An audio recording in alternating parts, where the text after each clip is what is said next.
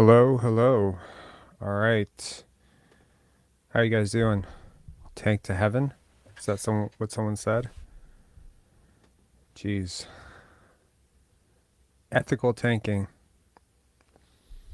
Is that what's happening here?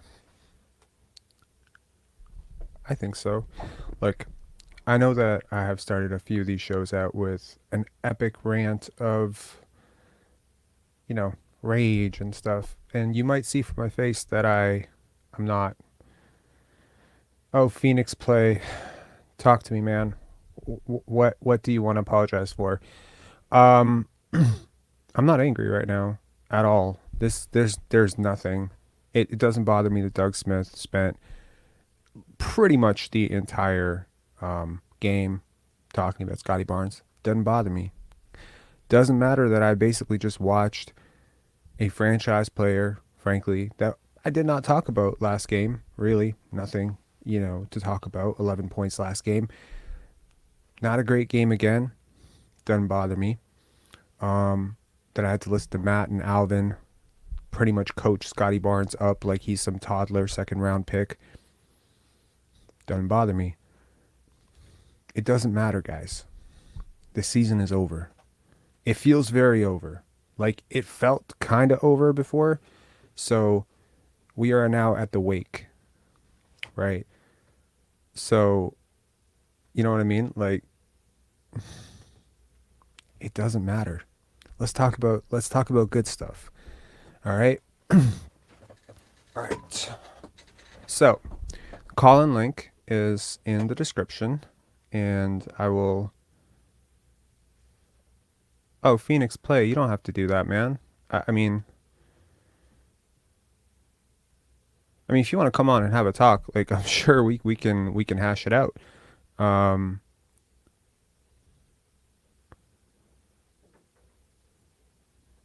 bro, like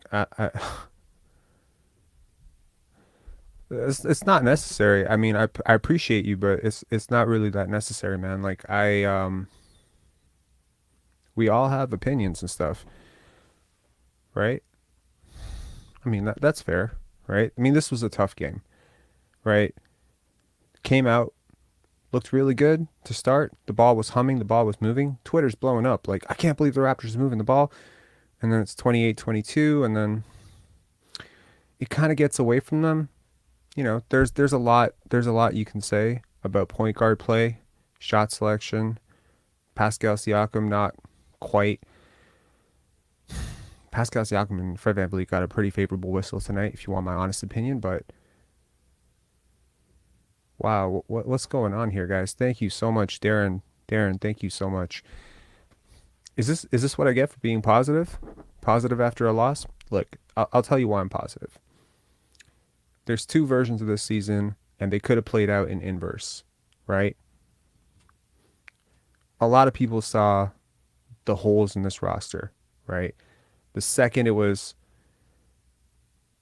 oh, no, thank you. I honestly, I'm being completely sincere, Phoenix play. I appreciate you doing that. I don't know what you're talking about completely. Like, what were you wrong about? I don't know, and it doesn't matter. But thank you. If that makes you feel better, then I'm happy for you. Let's gather our thoughts here. There's a way that the season could have played out where this works out in inverse, right? Where the Raptors start out super hot, maybe with a soft schedule. You know, they maybe push a panic button or maybe they get too overzealous and then they make like a win now trade and then the whole season falls apart at the end when you can't do anything about it. What if the season fell apart like right after the trade deadline because there was a massive injury or, you know, geez. Whoa. Yo, what is going on here?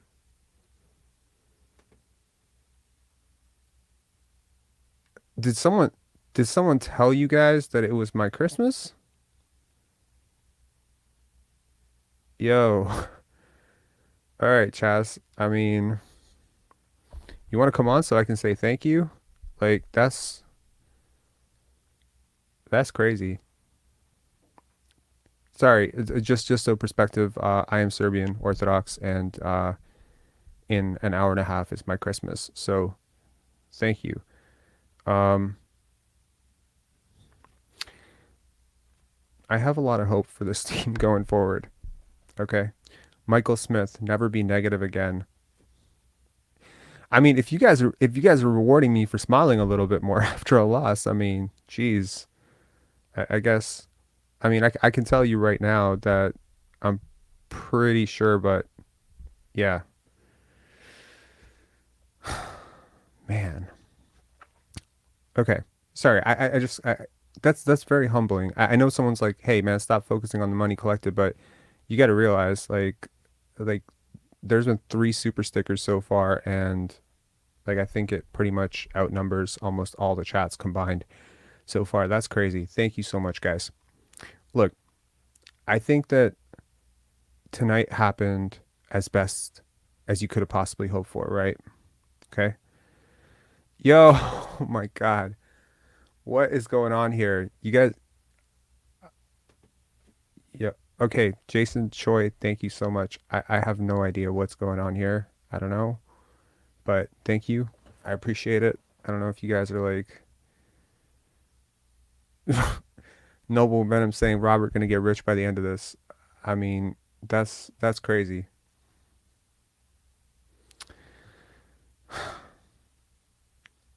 I'm sorry. This is so weird.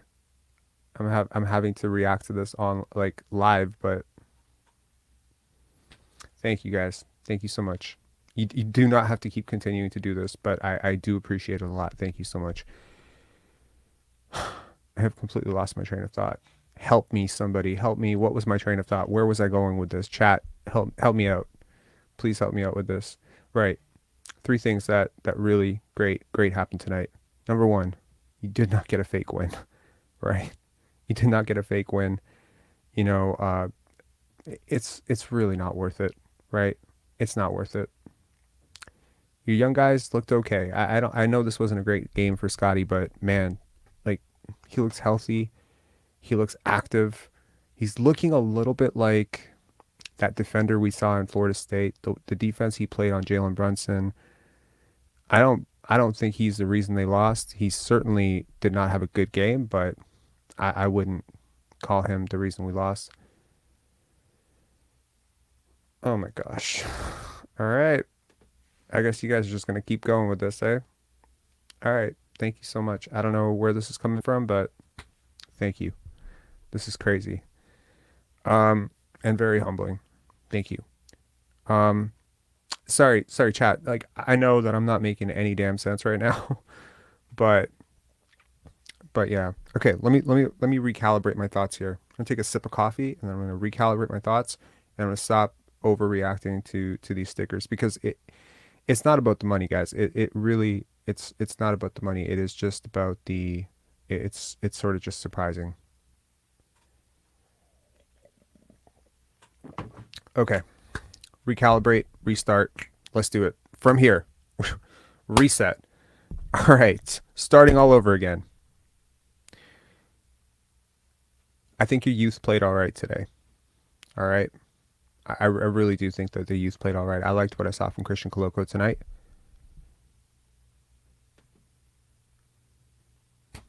Jeez. All right. You guys are just gonna keep going with this, eh? Okay, you know what? Wow. All right, thank you so much, AJ. AG, sorry. The youth played all right tonight. I like the collection of youth on this team. Our future assets are still very much in play. We saw Scottie Barnes smiling before the pregame. That was very refreshing. I love that funny bowlway thing that he did, the subway thing at the end. That's hilarious. That's old Scottie. Scotty's looking like his old self, a lot like what he looked like last year. He's not pressing, he's not pushing. He didn't have a great game, but that was fine. Fred VanVleet, last two games, great. Boost that trade value, sir. Please boost that trade value. Go on all the talk shows you want. I will not release that video that I made yesterday. I'm not going to release it. I'll release it after he's traded. If he's traded, I'm going to, do it then. But for now, just keep betting on yourself. Bet on yourself. Keep, taking 25 shots a game. Fred VanVleet over 20 points, easiest bet in the world right now. Okay. He is dialing up the bet on yourselfness right now. And for better or worse, he believes that if he makes shots, we win. And if he does not make shots, we lose. And that's going to become his self-fulfilling prophecy. Go for it, man. I don't care. Do it. Just keep betting on yourself. It doesn't matter at this point. And that loss, it's important, because if you decide, 10 games from now that, okay, the season really, really is over and we really need to trade some dudes and sit some dudes and whatever. Well, I gotta be honest, you're going to be regretting every single one of these wins you got right now. I'm not pro tank in theory, in philosophy. I'm not someone who advocates for tanking. But what else can you do right now? Certainly the math is staggering. It's absolutely staggering. Brad, thank you so much. You know what? I'm obviously not going to make sense. You guys are not going to stop sending me these super stickers and being super crazy nice. So I'm just going to bring on callers, because hopefully the callers won't react to the super stickers. All right, let's bring on Mo, and then we're going to bring on Larry. We're going to bring on the Canadian legend after, and we got the coach on. Coach, help me out. I can't make sense of this. I was trying to be positive. People are showering me with Christmas gifts here. What's going on, Mo? Well, I'm on Tankathon.com. We are sixth, buddy. We are sixth. 9% chance. A couple of teams ahead of us. We were tied with Oklahoma City. They won, or they're winning. They're going to win tonight. I mean, it's a good night. It's a good night for the Wemby sweepstakes. I'm telling you. Yeah, and I mean, look, I often feel really terrible for people who pay for seats to go to a game that's not competitive, and the Raptors are they're breaking it. They're giving you that excitement right down to the wire. No, it's amazing. It's amazing. It's awesome. So you ensure the loss, and then you ensure the loss again by staging a comeback that falls just short every time. It's perfect. Do it 30 more times, and Victor Wembanyama will be a Toronto Raptor. Now, if God's on our side, we will lose to the Knicks and the Hornets back to back. Now, if that happens, the Blazers, the depleted Blazers team, and the Hornets, if we continue that, oh my God, they will sound the alarms. I want to see how Matt and the media spin that, but that'd be interesting stuff, which I don't think will happen. That'd be an impossibility. Seriously, I mean, I was looking at the next 10 games, right?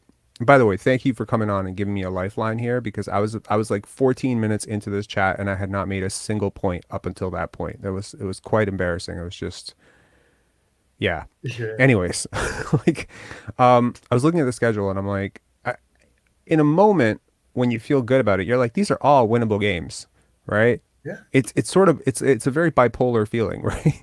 You take a minute, you have some coffee, you think about it a little, you go back to the same schedule, and you're like, oh my God, these are all losable games. We could lose every single one of these games. You look at Charlotte, and you're probably assuming like that's a pretty easy win, right? But it's not an easy win, And they've been because competitive. Charlotte just blew out Milwaukee tonight. They're in all their games. They're competitive. Yes, they are, and we are not. And that was just like, oh my God, like this is like a very losable like stretch of games. And it sucks that it's at home, but look, the thing is that I was thinking about like various situations where the season could go, and let's just say, okay, the Raptors have a tough kumbaya and talk, and then they decide, okay, we're gonna pull it together, we're gonna start playing the right way, we're gonna start playing together. Noble Venom, thank you very much, sir. I appreciate it. Sorry, the super chats you keep coming. I appreciate it. Thank you. And at one point they're gonna have to go on a Western road trip. You know what I mean? Yeah. Like that is still coming. So like to lose this, like to lose this homestand, like if you go 0 for 6 on this homestand, or even if you go 2 for 4, it's really at this point you have to pretty much bat perfect from here on out. And I think that I think it's disingenuous to say from here on out, because that bridge was like 2 games ago. Yeah. No, it's past. It's past. It's gone. It's done, right? It's gone. This is at best make the play in and be obliterated in 4 games. That is the best case scenario that's left. Yeah, let's talk about the game tonight. I mean, look, I I last year I got to tell you when I was watching Jalen Brunson in Dallas and somebody said and Fred VanVleet was struggling towards the second half of the season and my boy called me from LA and he was like, "Yo, Jalen Brunson's like a lot better than Fred VanVleet." And I Mhm. was like, You're crazy." I was saying the same thing. But today I'm like they're he's in a different class. You know what's the most disheartening part? He's shooting over Fred like he's shooting over a chair because he's so He got short. past him every time. It was crazy to watch. Like I'm like, yo, what is going on with this team? Like, okay, like okay, unless Fred goes on another press tour tonight and claims to have another injury, like I don't understand how Jalen Brunson's pretty quick, but well, you saw Scottie Barnes lock him, right? yeah, I I, did. I mean, so if Scottie Barnes can stay in front of a dude and Fred VanVleet can't even He's contain staying in him at front of him all, while pressed against him. that was the craziest part. He clamped him. Like, Yeah. okay, this off season, this is kind of funny. So Scottie Barnes went to Jalen Green's camp, right? And there was a highlight from it where he was playing defense on a toddler. It was basically like a I want to say like a 12-year-old or 11-year-old, right? And he just guarded up on him. And I released a reel, and a lot of people joked about that. They're like, let's see him do that against like a real NBA player. Like he's just locking up children. This is basically child abuse. He did that tonight. Like he just did that to Jalen Brunson like he was a child. But yeah, Jalen Brunson, the breakdowns, the composure, the game management, man. Like I am shocked. Like I didn't see this in Dallas from him very much. Granted, his role was very different in Dallas, Mhm. and maybe this is evidence that as your role expands, your system expands, your coach changes, you can change as well. Um, I liked what I saw from him in the playoffs, but tonight it felt like look, I don't even care about the box score. I don't care how Mhm. many points Fred scored or whatever. I'm talking just watching the game. It felt like the composure element. Just when his team needed to slow down, he was right on top of it. When he was patient, he got his guys involved. Yeah, this is absolutely crazy. And Yeah. Fred had a great game. He shot 43%. I mean, that's as efficient as it gets for him. 43%. That's like the apex. If someone can do this interesting stat, when was the last time Fred shot above 45% from the field? We don't know, but 43 is great for him. His stock has risen, I guess, today. The thing that's really concerning is Pascal struggles. Hmm. This dude can't score on Emmanuel quickly without the refs giving him a phantom call. And when you watch him play, sometimes you think to yourself, how did this guy make an all NBA? It's like Space Jam. His powers were stolen from him. Yeah, it's weird. I mean, this is a very concerning thing, right? You can't give Because that guy a super max. No way in hell can you give that.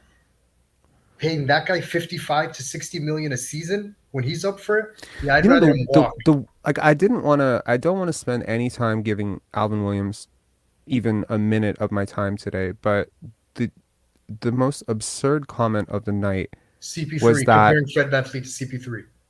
yeah, like so first of all, Phoenix play Zed says the Pascal stuff is getting out of hand. Look, I think truly he is an all-star. Like to me, he is an all-star. Like I Yeah, think, he definitely is. The top five stuff, top 10 stuff, whatever, that's talking about. MVP stuff. I think there are levels to this, and I've always been on the fence about that, and I'm not going to use two bad games to trash the Mhm, guy. mhm, He's obviously trying very hard. It's just the tricks, like the bag of tricks and stuff. exactly. It's just not the same. I mean, let's be real. This is the same guy who scored 52 points at MSG against this exact same team. So we can't be too down on him either. Mhm. So yeah, like I mean, Phoenix play. You're right. He is a top 15 to 20 player in the league. Absolutely. Personally, I don't think that you win with a guy as your number one option if that's where he's at in the league. I think that's kind of what lottery teams and very lower end playoff teams are full of those guys being first options.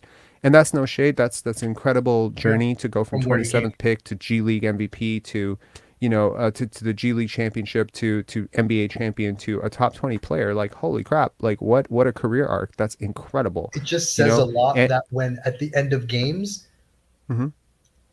us Raptors fans are most comfortable with Gary having the ball in his hands. That's who we're most comfortable with having the ball in his hands. And you should be, Yeah, but and you that should be. lets you know the limitations of Fred and Pascal. They can't Yeah, create separation. They have no go-to move. It's like they can be bullied. If the whistle is tight, they're in trouble. look, I agree. And in the playoffs, when things slow down and you Hmm. really, really hone in on how much separation you're getting and just how much you're not being bailed out by refs as much, right?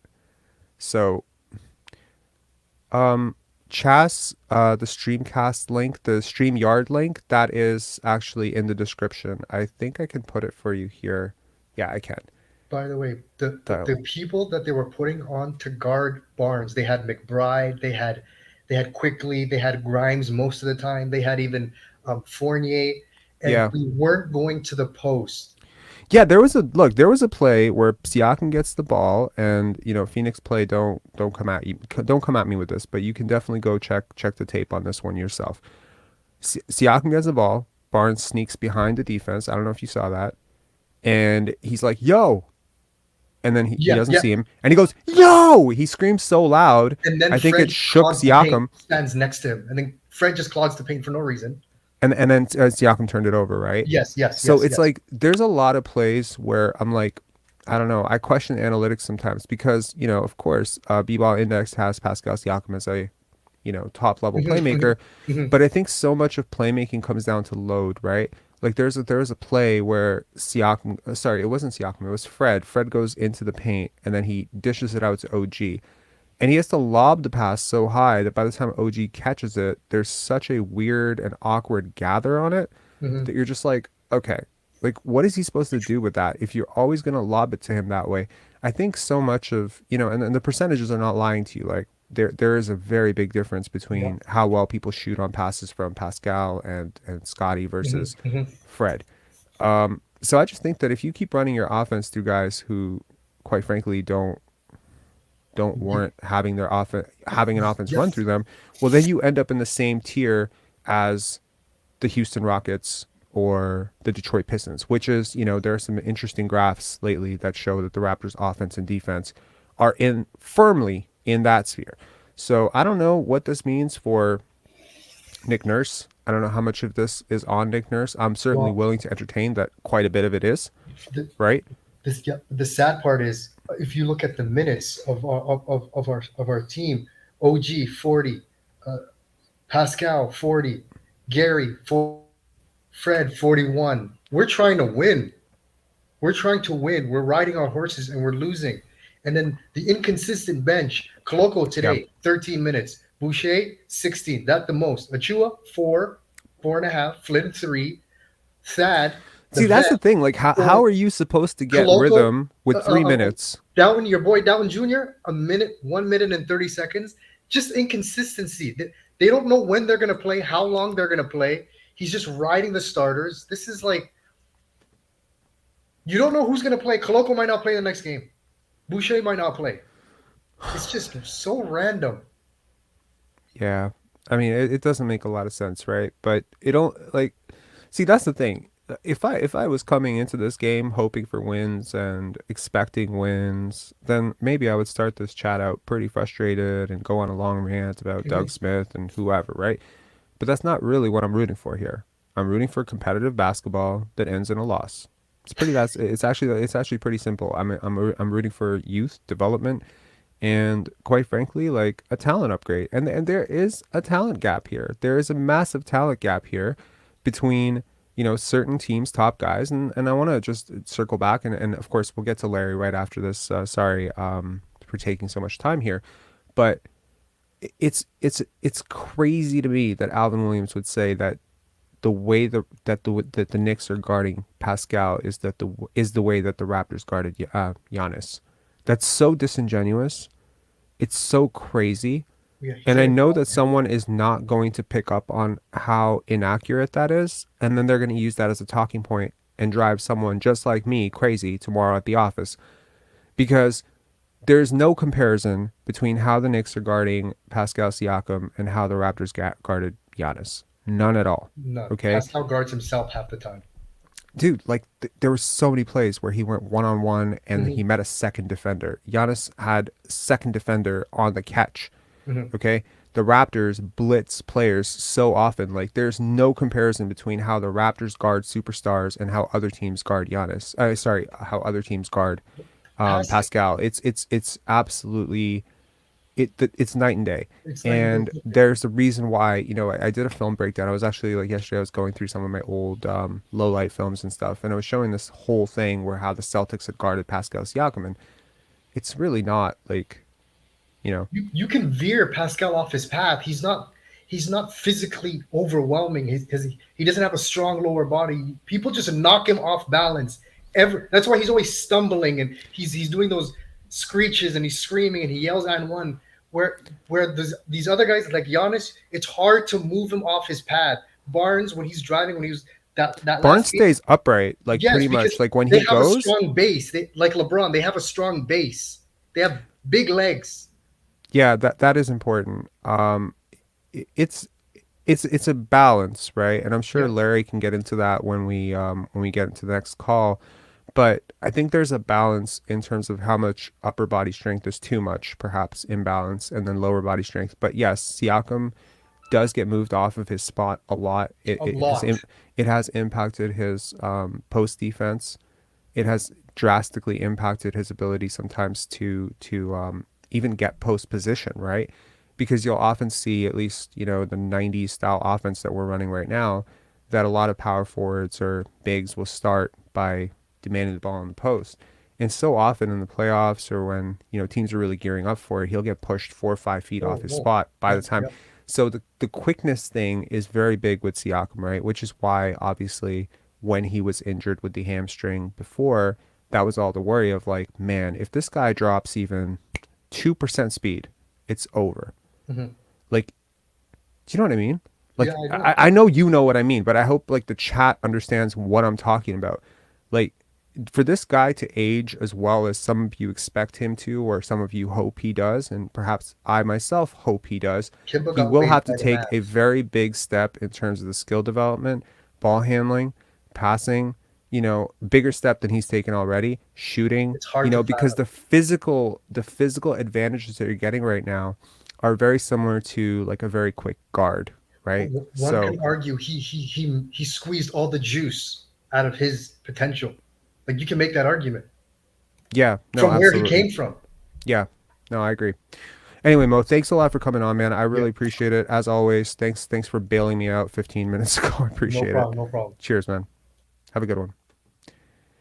Next up, we got Larry, and then we got Chaz. Larry, how you doing? Good man, Robert. How are you doing? I'm good. Good. Yeah, I'm okay. Yeah. Am I supposed to be more down? I'm supposed to be more No, down, but no, I'm no, not. no, no, no. It's. I'll start by saying it was nice to see. Like, I sorry that you weren't able to stick to your train of thought in the opening, but it's nice to see all these super chats and stickers coming in, because honestly, I think like all these people do, and I've told you this before. I just think you offer so much to all of us, and on a night like this when we watch another loss, and it's a loss for a reason at this point, right? But it's a competitive loss. But it's just, I mean, you're providing us with so much more than um, anyone else in this Raptors space is providing us, and so good on you. And I don't know how you put groceries on the table, but and I know this doesn't really do it, this alone, but it's really nice to see people, Oh, it's you know, huge, and I So mean, yeah, I mean, I'm like I hope no one is digging into savings or anything that they yeah, can't afford to do this because like don't worry about me, guys. Like I'm gonna be fine. This channel is gonna grow fast, and we are, it's so crazy. I was thinking about this yesterday. We had Blake Murphy on. Like I mentioned that I wanted talk to 5 people I admired. That was part of my New Year's resolutions for the year. Okay. And then we had Blake Murphy on, whose work I've admired. We had Tamberlin on, and tomorrow I'm going to do an interview with Brian's trainer, who I've Yeah. admired for so long. So I was like, that's 1 week. Yeah. That's 1 week Yeah. into the Yeah. year. I don't know what's happening. But you know what? I'm so happy it's happening. Because yeah, I wanted this channel to be something that could offer something back, and I'm so happy that it does. And then I'm so happy that some of the media's talking points are now being challenged, and I'm so Mhm. happy when I, even listen to random chatter on the street, that I can hear some of those talking points existing within that argument. I'm like, man, that's so important, because smart basketball fans force organizations to put smart basketball content on the court. You can't fool a smart audience. And I'm just so happy to see the audience waking up to some of this stuff. I mean, just because MLSE wants you to believe that Pascal Siakam's a top 5 guy because Alvin and Matt scream it every single day, don't believe it. It's just, use your eyes, use objective data to prove to yourself that that's just simply not true. Don't, I don't know. I've never been a casual fan of anything in Yeah. my life. I don't know how to. I just obsess very deeply about things. But it's just nice. Honestly, I'm getting so much more out of this community than most of you are probably getting from this community. I'm just being straight up. This is Well, such a cool thing for me, to be able to have these post-session hangs. Someone's like, you don't have to do this for 4 hours, and I'm just like, I genuinely like it. It's cool. I love it. So well, anyway, I just hope you don't burn yourself out, because I'd like to go on to a post game chat. When we're in the playoffs, and in the second or second round or conference finals or whatever. So mhm. pace it, and let's be doing this in years down the road when we're back to the top of the heap. But you Yep. mentioned Siakam, and so Yep. let's just start there. Like, I think Mo did a good job of describing it. Like, I just see in Pascal, speed is his thing, but the lack of strength, and his lack of ability to get to his spot, and like, there's so often he's driven wide and he's flinging up a shot from a really crazy angle, and he's made a lot of them in the past, but he also, it's like he's fishing for a foul, and he had the blinders on a lot tonight, I thought, and kind of head down, and the thing that I really, the contrast that I see, I really Yep. noticed it tonight. It really jumped out at me, is that's exactly opposite to what Scottie does when he's got the ball. Pascal always looks hurried. He always looks scrambly, and Scottie always looks controlled. And you can say that, oh, he's not being aggressive enough tonight, but he's surveying the floor and he's picking out, a better option than him, and he's trying to make the right play, rather than force Yeah. things. And I agree with you. He's starting to play with the energy and enthusiasm that we saw last year. I think it's indicative of probably return to full health, and I'm really encouraged by that. And statistically, I don't think he had a great game tonight, but boy, he sure was able to lock up Brunson. I thought that was tremendous, and some great passes. I mean, Yeah, he was disruptive. He provided some yeah, help defense. He pushed the ball. He had some nice plays. He hit that, assist to Fred VanVleet. hmm Um, I mean, he's he's interesting, right? As a prospect, there's certain things where you're like, okay, this is the hole at this point. It's the jumper, right? Like, he started the season out, he was taking a lot more threes to start the year, right? And he was taking quite a few mid-range shots. Then we looked at his mid-range shots and we decided, okay, we're not going to actually be settling for those long twos anymore because he's shooting quite poorly on those, right? Then the three-point shooting kind of dipped, and every single month you can see it dip, dip, dip, dip, dip. Now, right now, is it absolutely horrendous ever since, you can see that wrist wrap that he's wearing? Maybe, You know, maybe there's something going on with his shooting, because he's shooting off a cliff right now. So it's interesting, you know, like you're just seeing a guy who's out there, and there really is one option right now, which is go to the rim, Mhm. right? But the problem is that because that's his one option, that's exactly what defenses are playing him to do, and they're leaving him over for that shot. And it's like if he keeps taking that shot and he keeps missing that shot, well then, you know, how is he Right. helping his team anyway? Right. Right. He's never going to be able to make that shot right now at a high enough clip for them to actually step up on it. That's the truth, right? That's just a Yeah. fact. Yeah. Like he could shoot. So to everyone out there saying like, oh, Scottie needs to shoot threes. Okay, well, here's the thing: self-generated threes off of no movement, especially when he's the point guard. He's not shooting well on those. He's shooting well on catch and shoot threes. So he's shooting well on threes which are generated for him. So basically, if he's just going to come down the court and they're gonna drop like aggressive drop back into the paint, then his only option really is to drive into two defenders and, you know, force something, and he's not getting star calls like Siakam, or to move the ball. And, you know, he's setting picks, he's facilitating, he's rolling, he's creating, you know, off-ball gravity. He's one of the few guys who do that.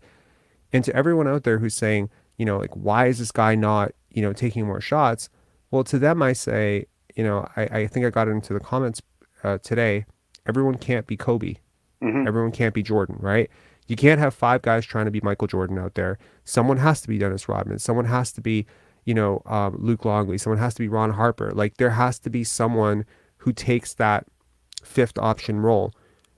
Like this idea of, well, whoever's night it is, that's who it is.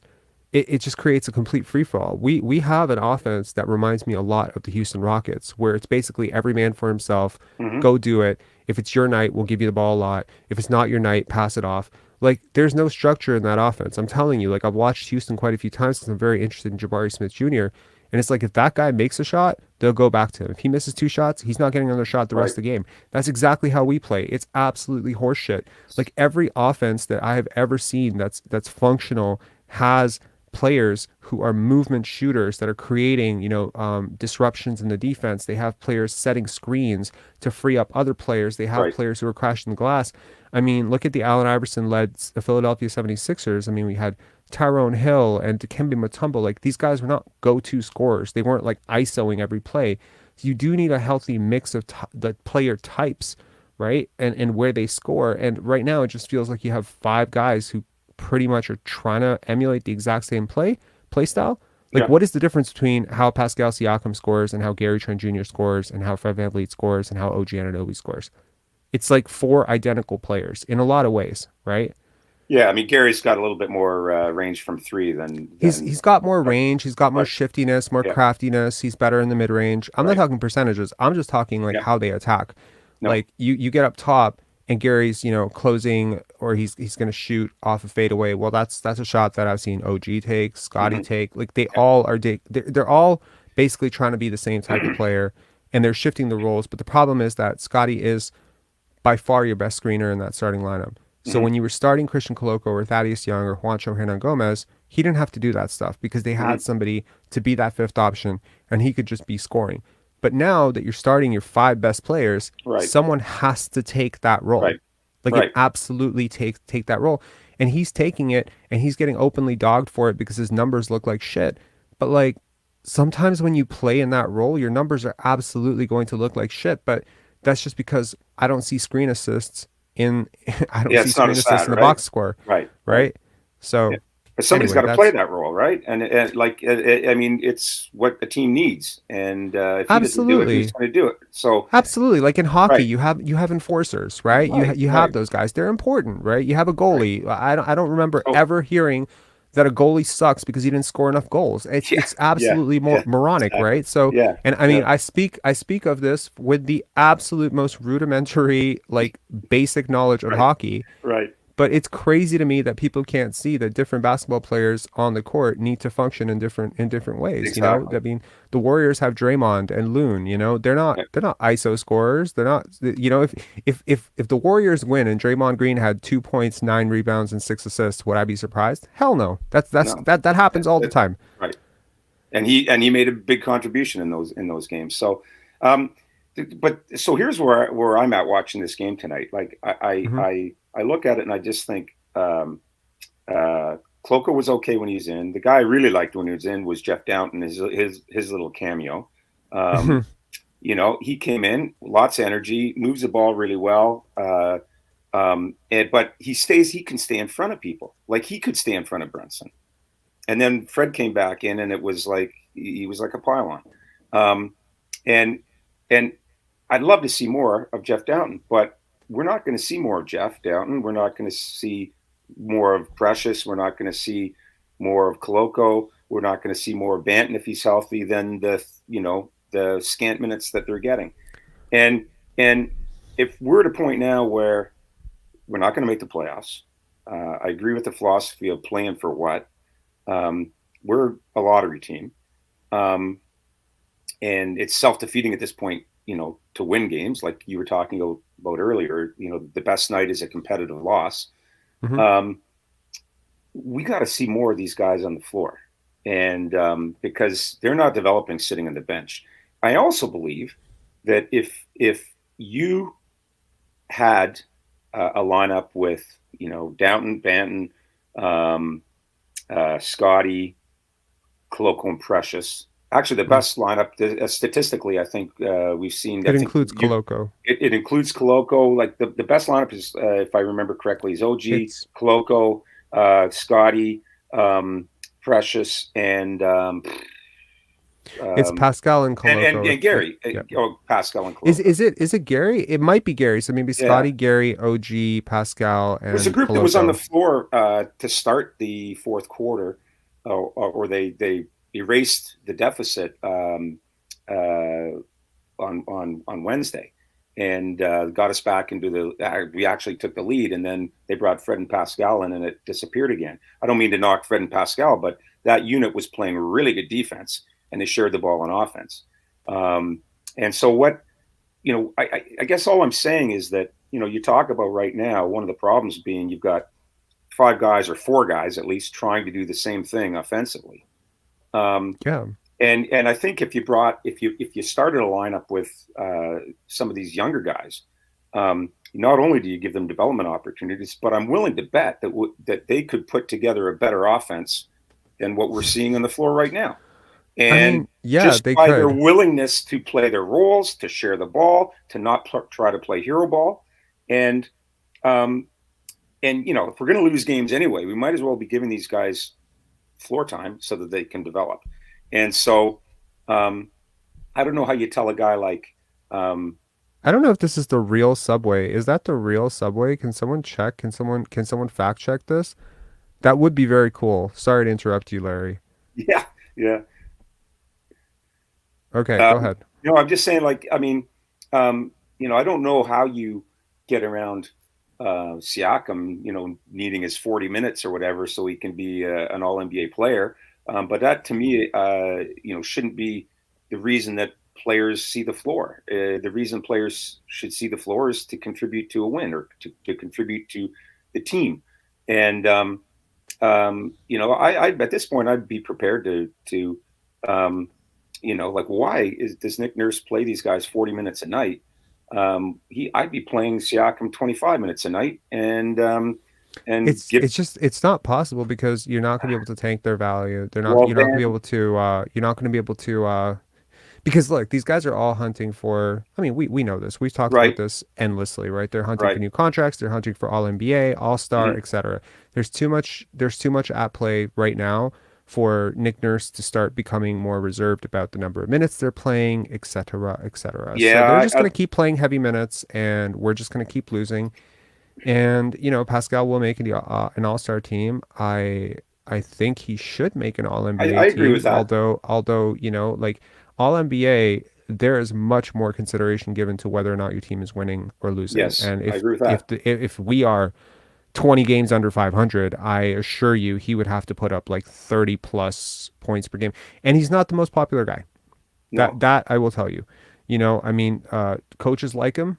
So, I don't doubt that he will get an all-star vote. But media, I think people need to be very cognizant of just how much of the media is made up by American media, Hmm. journalists and Hmm. American people in general. And when I talk to American friends, because I am American, and I talk to a lot of people about Siakam, and we have debates about Siakam versus Jalen Brown, etc. Like I mean, I have a friend of mine who is pretty smart, who is firm that Tyrese Maxey is a better player than Pascal Siakam. So I'm saying, like, I mean, that's crazy. Hmm. Yes, he's like, no, Tyrese is younger. He thinks Halliburton's better than him. He thinks Sabonis is better. He thinks a lot of players are better than Siakam. He's like y'all just boosting his stats up there. That's how he feels. And unfortunately, that's the tag when you don't win and you put up Hmm. big numbers, right? He's not the first guy to do it, right? Jerry Stackhouse did it in Detroit, put up 30 points per game or 28 points per game or whatever, and they were losing. And people don't care, right? If you put up big numbers and you lose, people don't rate it that way. So, I mean, good, Well, best of luck to him. yeah, Obviously, I but but I would like to see a trade for sure. yeah, well, that's what I'm getting to. So if you can't cut their minutes back to You have to trade. something that's reasonable, yes, you have to trade, and then you go into full tank, and Hmm. you're going to get prospects back in the trade. Obviously, you're going to get players because you have to take contracts back, but you're going to also get draft picks, and and you're going to build that way. And I've never been a proponent of tanking to that Yep. degree, where you just have a complete teardown, because I do believe Yep. that you it's great to sort of maintain your that link to your winning culture, Hmm. but the Raptors winning culture is disappearing, by the minute, really. Like, you watch by the game, the Yeah. link to our what was the great team of 2019, 2020 Yeah. is disappearing rapidly, and the You know guys what? that are supposed to be the link to that era, Fred and Pascal, don't seem to That's be, it. That's exactly it. so Look, I just in that comment, that you saw with Cheryl, I believe, her name is Cheryl DeLuca or something. Carol, Carol DeLuca, there we yeah, go. yeah, And yeah. she was talking about how she got into the Raptors when Kawhi came. And Hmm. that's a lot of people. That's a Hmm. lot of people. Now we joke about it as Raptor lifers, people who follow this team for a long time, but the reality is that Maple Leaf Sports Entertainment is aware that that championship resulted in a flood of new potential customers to sell to watch the games, etc. And they just need to keep that vibe going. And obviously, the Tampa tank didn't happen here. They excused it for what it was. They sort of reignited that ignition last year. But this year, right, it's sort of fallen off a cliff. And you can feel that the people who were here for that 2019 thing, they're like leaving one at a time. Hmm. Like when the game is over, those people just start to, and all that's going to be left for this team really are the people who were there to begin with, the people who love basketball, and maybe some people who've just obsessively fallen in love with watching this team over the last 3 4 years. And for them, the concept of comparing like Siakam and Scottie or Fred and Scottie is incomprehensible because they say those guys won us a title. And to them, I say that's not entirely true. They did not win you a title. They were part of a title run. Exactly. If Danny Green was here right now, he would be an incredibly valuable guy sitting at the end of the bench, Hmm. but he wouldn't be playing, right? Hmm. If Serge Ibaka was here, he probably wouldn't be playing. He'd be right in Kem's role. He contributed massively. If Marc Exactly. Gasol was here, like Marc Gasol contributed more to this championship than Pascal and Fred. And I think that it's because these young kids, these guys who grew up on that championship run, they were supposed to become something. But the truth is that I think that may have just been the marketing. And I think that's Hmm. why this false marketing is so dangerous because you start building this guy up. And it's like tonight, I'm not surprised that they were able to scheme out Pascal the way that they did because I told everybody in this chat like three weeks ago, and maybe that's why all of these super chats are coming in. I have no idea. I told people like you're setting this guy up for failure. All this MVP talk, all this top 10 stuff, it's not there. I'm watching the game. I'm watching the Hmm. tape. He doesn't create separation the way these other guys do. I remember that. And And when teams catch up to some of these moves, they're going to get schemed out when you get to the playoffs, and then people are going to say he's a choker, and that would be very unfair to him because he was That never guy in what the you build first him out to place. begin with. Yeah, Exactly. You right. know, and it's funny because people are so like, hey, let's be patient with Scottie. You know, let's not throw these Magic Johnson expectations on him. Let's not throw Kawhi expectations on him. And it's like, yes, nobody said he's going to become that tomorrow. He will Hmm. get there someday. Right. And but these guys are saying Siakam's there now. They're saying like they're not saying Siakam get there in 2 years. They're saying Siakam, Giannis. It's a conversation, and I'm like, it's It's not a not a conversation. conversation. Anyway, I think Siakam's a hell of a player. I wouldn't cry for a second if he and Fred and maybe some other guys were traded. I would like to just start this over. I think the the facade is falling. I, You I, know? I, I totally agree with you. I went Yeah. out and after the game, I walked the dogs and came back hoping that you were going to be on. And because that's what I realized is that I can't pretend any longer that this is the team that we took pride in 2019 and then even in the bubble year because they were tremendous in the bubble year. Um, They will find their way. They will and find their and way and under even new last leadership. year, and even Yeah. last year, right? But Hmm. but but we can get back there. But what we need is new leadership, and the guys that were have been marketed as the leaders, the guys who are supposed to carry the flag of 2019 forward, Pascal and Fred, they're not those guys, and they are, as you say, like Pascal's a fantastic player, I mean, they but became all but stars. They became, absolutely. It's it's tremendous yeah. stories, like, and I commented about that today about Fred. Like, I have so much respect for what he has done as an undrafted, undersized player to become a champion and all star. Hmm. But like, I'm at the point now where move them somewhere else, let them carry on their career, hopefully on a better team, and be that second or third option, for Pascal on a championship team or a contending team. But Yeah. let's get excited about young talent, and we have some young talent here that we see in cameos for, like, what Downton played tonight, 2 minutes, and the two Yeah. minutes Less that than he was two. out there, I thought, oh, look at him, he's great. Like, he's like, why can't he earn more time on the floor? But it's because you look at the box score and Pascal's playing 41. Like I'd like to cut back OG's minutes too. OG's a guy I'd like to keep, but I'd like to cut back his minutes because I don't want to burn him out. To me, he'd be part of my future. And He's and amazing. He's been so good, and his evolution is so much like one of the biggest reasons why I'm not depressed about the season at all.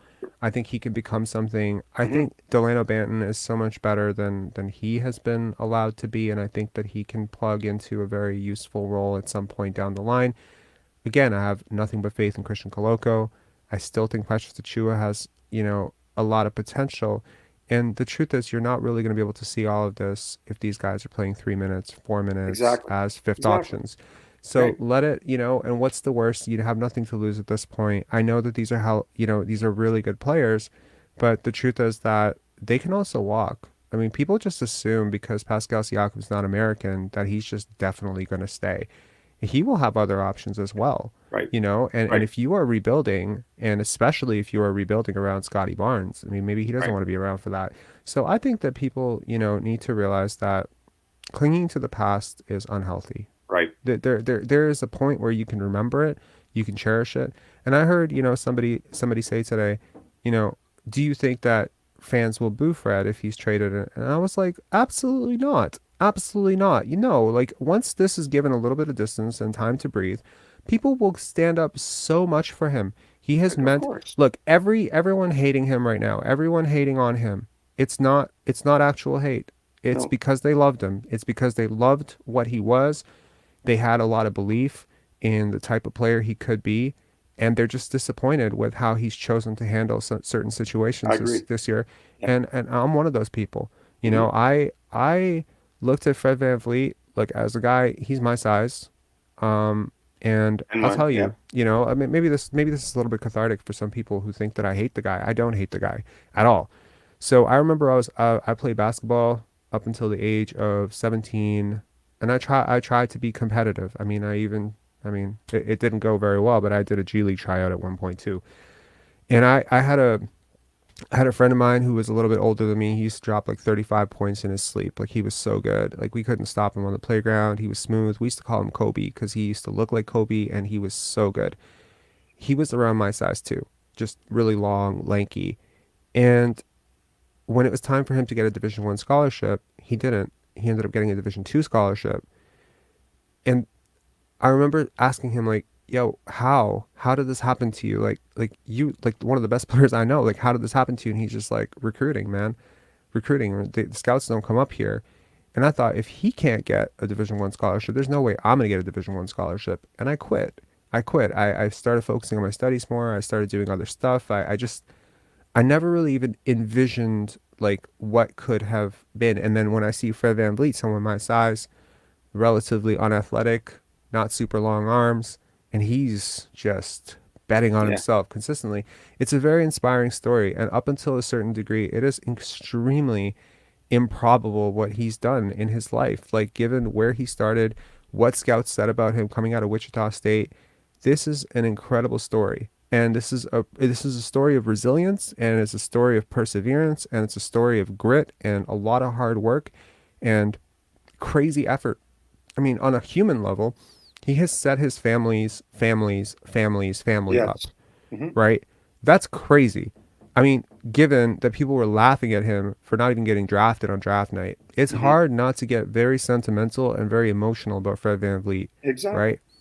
But since then, there's other people here. You Hmm. know, we That's right. have to move on. Yep. It's not personal against Fred. It's just a reality of the situation is Hmm. basketball is a game of complicated, sometimes not so complicated physics. And undersized guards don't age super well. The core is young. I think we should move on. But that's sort of my thought. Yeah. Do you have any final thoughts, Larry? No, I no, just I just other than just like it's time for change and let's start a new era, and Yeah. we have some pieces now, and I think that we make some trades because I mean like we're not going to re-sign Fred as a free agent, so I think we got to deal him Mm-hmm. and get something. Yeah. I'd consider doing the same with Pascal, as great a player as he is. I don't think the timeline really matches up for what we are going to try to do moving forward, and you just get more assets. And I just say give the kids a chance, and I can get more excited turning on the TV and watching a bunch of young kids develop than I can get watching what I saw tonight, where I don't get to see enough of the young kids, and instead I'm watching the past not be able to cut it in the present, basically. I think that's a fair way to end that. Yeah. Yeah. Anyway, Larry, thanks a Anyway, lot. Have a yeah. good night. Cheers, man. Thanks for Yeah, you coming too. on, Okay. as Cheers. always. Cheers. Next up, Chaz. How you doing, Chaz? Thank you so much for that $50 super chat, man. That's really generous of you. Oh, Thank you so much. I thought it was $5. So did I send you 50? You did. I'm kidding. Okay. Okay. I was like, Merry I gotta. Christmas tomorrow. Thank you so much. Hey, Maddie. Hey, you know what? Yeah, good content needs a little, cash incentive to keep things going, right? I promise you, I don't need a cash incentive, but I do Well, appreciate. that's good. That I doesn't appreciate matter. what you Like did the anyway. Beatles didn't need their money either, right? Someone told me a long time ago, if you're doing things for money, you will quit. So Buy some good coffee. Buy the best coffee you could find. Keep you going. you've seen me, right? Do you think I need more coffee or less coffee in my life? Less coffee probably, right? I'm having Just for coffee you right and your now. It's girlfriend. 11:23. It's not good. It's not good. That's not good. 11:23. You'll be up to like 4 or 5. I have to be. I have an editing Okay. assignment. Anyway, what'd you think of the game, man? Same thing. It's nice to see them have a fight at the end. Like the Milwaukee game, I turned it off and I turned it back on. It was like 97, 97. I was like, Well, they did it again. "You fool, you fool!" But it's like that means a lot to me. That's fight. It's kind of like apathy before death. When the death is coming, the death's knocking at your door. You fight. Oh, And geez, that's so poetic, Chaz. these guys can fight. They can fight. They've got it in them. If there's something really wrong with the team, you've said it. They're so much better than they're really playing. Um, Absolutely. You know what? okay, You've hit it on so the head there. okay, That's amazing. so let me just dive into it a little bit more. You're a ball player. You Sure. understand the game, but you've also played. Hmm. Okay, so you know they Randall goes to his right to shoot. Hmm. Brunson goes to his right to shoot. He's left. They're both left-handed. They both they both get the feel from going this way off. They don't go to their left to shoot. They're going to create balance. They're going to the right. Like there's basic stuff that I see the Raptors doing, overplaying the wrong way with these guys. They're really not playing instinctive basketball. They are playing like these kids, these guys. They've been trained their whole lives to play basketball, except for Pascal, 17. Okay, Pascal's just a freak. He's a freak. He's our freak. But The Cameroonian Nick tornado. Nurse knows. Yeah. Overplay Brunson, make him go right. Make Randall go. Sorry, overplay Brunson, make him go left. Overplay Randall, make him go left, and have the help over there because these guys can't shoot going left. They shoot going right. All the shots that you see them making, all the pull-ups, all the shots, these guys are going to their right Okay. when they release the ball. So I mean, there's basic stuff that this team is not doing, and I'm looking at my thinking about what I'm yelling at the TV, not yelling, but what I'm saying to the TV. Oh my God, these guys other than offensively, they're disconnected so bad it's not funny. They You can really see are. it, right? Oh yeah, 100%. And Yeah, I think you all don't these just guys are great talents. What is going on with this team? Let's forget about all the individuals. What's going wrong with this team? You you're tell asking me? me. Yes, I am. Okay. I The think team, that from the team perspective. There's two look, things I see. okay. I think that it's very difficult to play basketball correctly when you have multiple goals. You're thinking about too many things, right? Well, So, distill that down to the playing. Distill that down to plan. What do you mean okay. by that? So, let's say for instance you're trying to stage some sort of comeback and your goal is to put points on the board as a team, right? But you have a secondary goal that you also want to make sure that you have 25 points this game. That makes it very difficult to play properly. I have seen teams do this all the time, believe me. Like I remember a game where we played where this guy was really close to a triple double and he completely screwed up his entire team trying to chase that final assist. He just kept passing until someone would actually make the shot, and they all kept missing because he was trying to get that final assist. There's Okay, a way that you play that goes outside the team concept, right? okay, Where you translation in terms of the Raptors then. What do you mean by that? Okay, so like someone like Fred VanVleet, right? He has been on a press tour basically the last 2 days talking about how his numbers don't Yeah, matter, but yeah. then in the same sentence, in the same breath saying, but my numbers will look better by the end of the year. They'll work themselves out. Well, no, they won't just work themselves out. You've dug yourself into quite a big hole heading into the biggest free agency decision of your life. It's not even a decision at this point. And you have to be able to go to the table and let other teams know this is the player I am, this is the season I had. And there's all these baked in, let's call it biases about undersized guards to begin with. If he was 6'6", this wouldn't be that big a problem. It's just an off year. But because he's 6 feet tall and he's undersized and he's undrafted, he wasn't one of those, like super highly touted scout, prospects that people have a strong anchoring bias towards, a la, who's a lottery pick that people, Markelle Fultz, Lonzo Ball, right? Big names, big lottery talents that people have. So he has to make up for 30 games of sucking. with 30 games of dominance now. And everyone in his ear is telling him, you got to put up at least 24 points on 48% shooting to just get your numbers up to normal for the next 10 games. And it's really difficult to chase that, but also correctly read the floor on a night-to-night basis, because sometimes teams are going to play you to score and you have to pass. And sometimes teams are going to play you to pass and you're going to have to score. But making up your mind when you cross the half-court line, let me put it this way, I don't want to ramble. They often say that the mark of a great point guard is whether they're thinking pass first when they cross the half-court line or they're thinking shoot first. I don't agree with that. I think the mark of a great point guard is someone who hasn't decided until they see the opening, that they keep their mind open until the moment that the defense decides what they should do. I think that's what a great point guard is. Okay, so you were a point guard when you Yes. played. Yeah. So basketball is intuitive. It's about connecting the team together, and you see Scottie. I've seen him particularly recently on the broadcast with his eyeballs, looking at somebody on replays and things, not necessarily live, and he's telling them do something.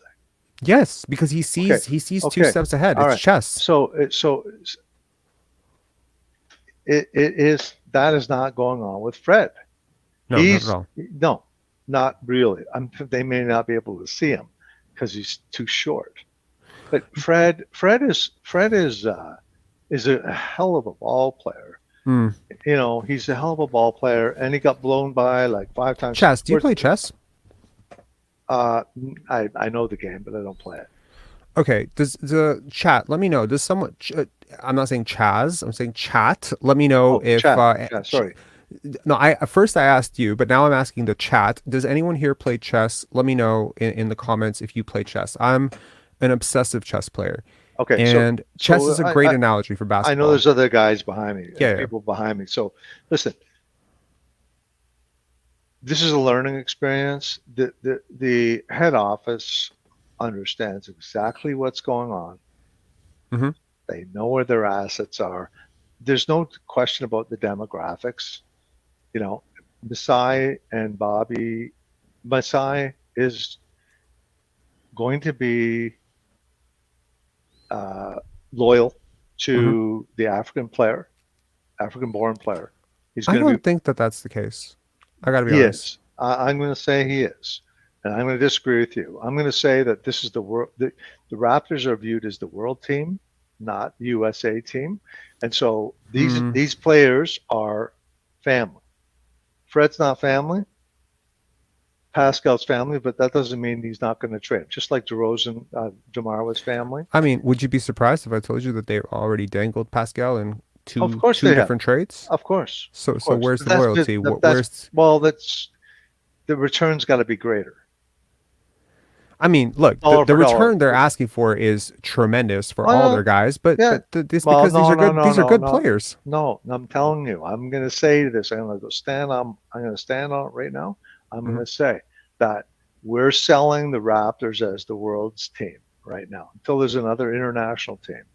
That's what's happening. Sure. Okay. So there's a premium to get Pascal. Dollar for I don't dollar. think he's that big a deal in the world. I got to be honest with you. I don't. I get that he's from Cameroon, but like he's not Giants of Africa. Come on, man. You don't think there's a pipeline to Toronto for that? And Africa is not a huge money market, like for it's not a money market. It's a talent market. They would be so much wiser to just get a French player or a Spanish player. Well, okay, yeah, I understand that. A little Victor Wembanyama. I'm just saying that there is that intrinsic value. Pascal is he's a very fast player. He's a fast player because there's not a hell of a lot going on with the team right now. So he feels like he has to force a lot of stuff, right? He's forcing a lot of stuff on offense. And the rest of the team is standing around because of Nick Nurse's spacing. Is the offensive schemes are really, there's nobody back cutting. There's nobody doing, they're not playing basketball. I mean, I'm sorry. I saw a little bit of ball movement this to start the game, which looked okay. But honestly, this team's just not built for it. They're just not built for it. You have five, Well, they are. They guys who are are trying to be like isolation scorers. Thad, Stoughton Jr. Those the kids and Malachi to a lesser extent, they've got this ability to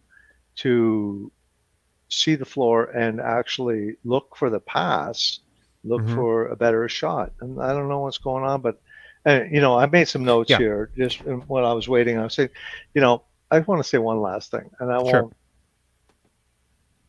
you know, bring back Leo, please, and get rid of the rest of them. Like Leo was at least a decent, and to me, he was a guy that played the game.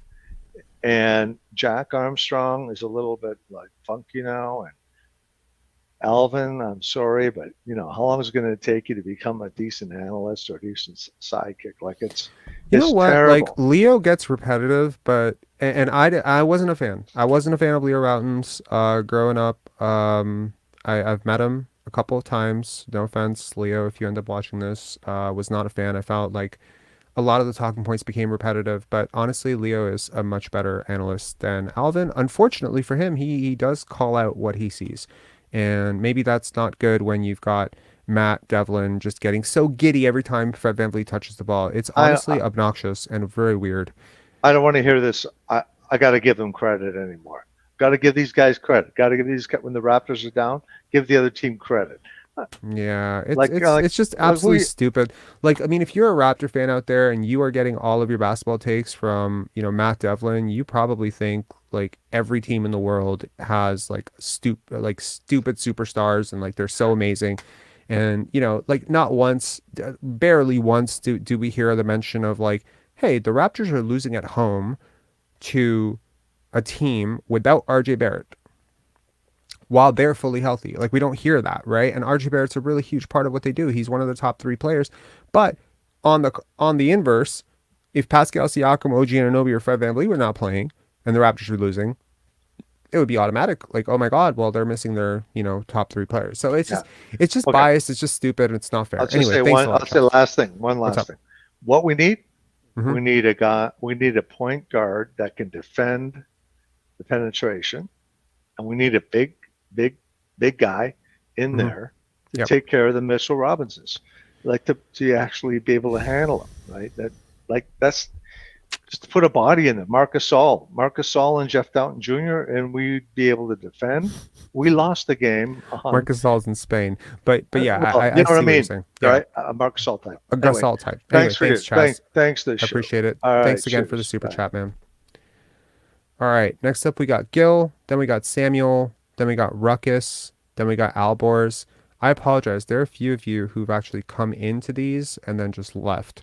And we're at 1 hour and 15 minutes. So I think we're going to try to make the next four. Let's try to keep it to 5 minutes. I know that the first three have gone really long. I do want to finish my chess analogy though, just before we get back to the calls. So basically in chess, the best players can see a couple of moves ahead, 3 moves ahead. Like that's about like you start to see computers, they're able to analyze the board and they're able to make a progression. So chess computers often have beaten grandmasters because AI is able to simulate every single potential for the next 5, 6 moves and is able to pick the best one. So the same thing happens with NBA passers, right? Scottie Barnes sees 2 to 3 plays ahead all the time. There's a constant awareness of who's around him, what the defense is doing. You rarely see him caught off guard by where a teammate is going, and very often you'll see that he'll pass to someone that you don't even know was open until the pass is made. Conversely, there are other players who are just, they're novice chess players. They only see 1 move ahead. They see a bishop.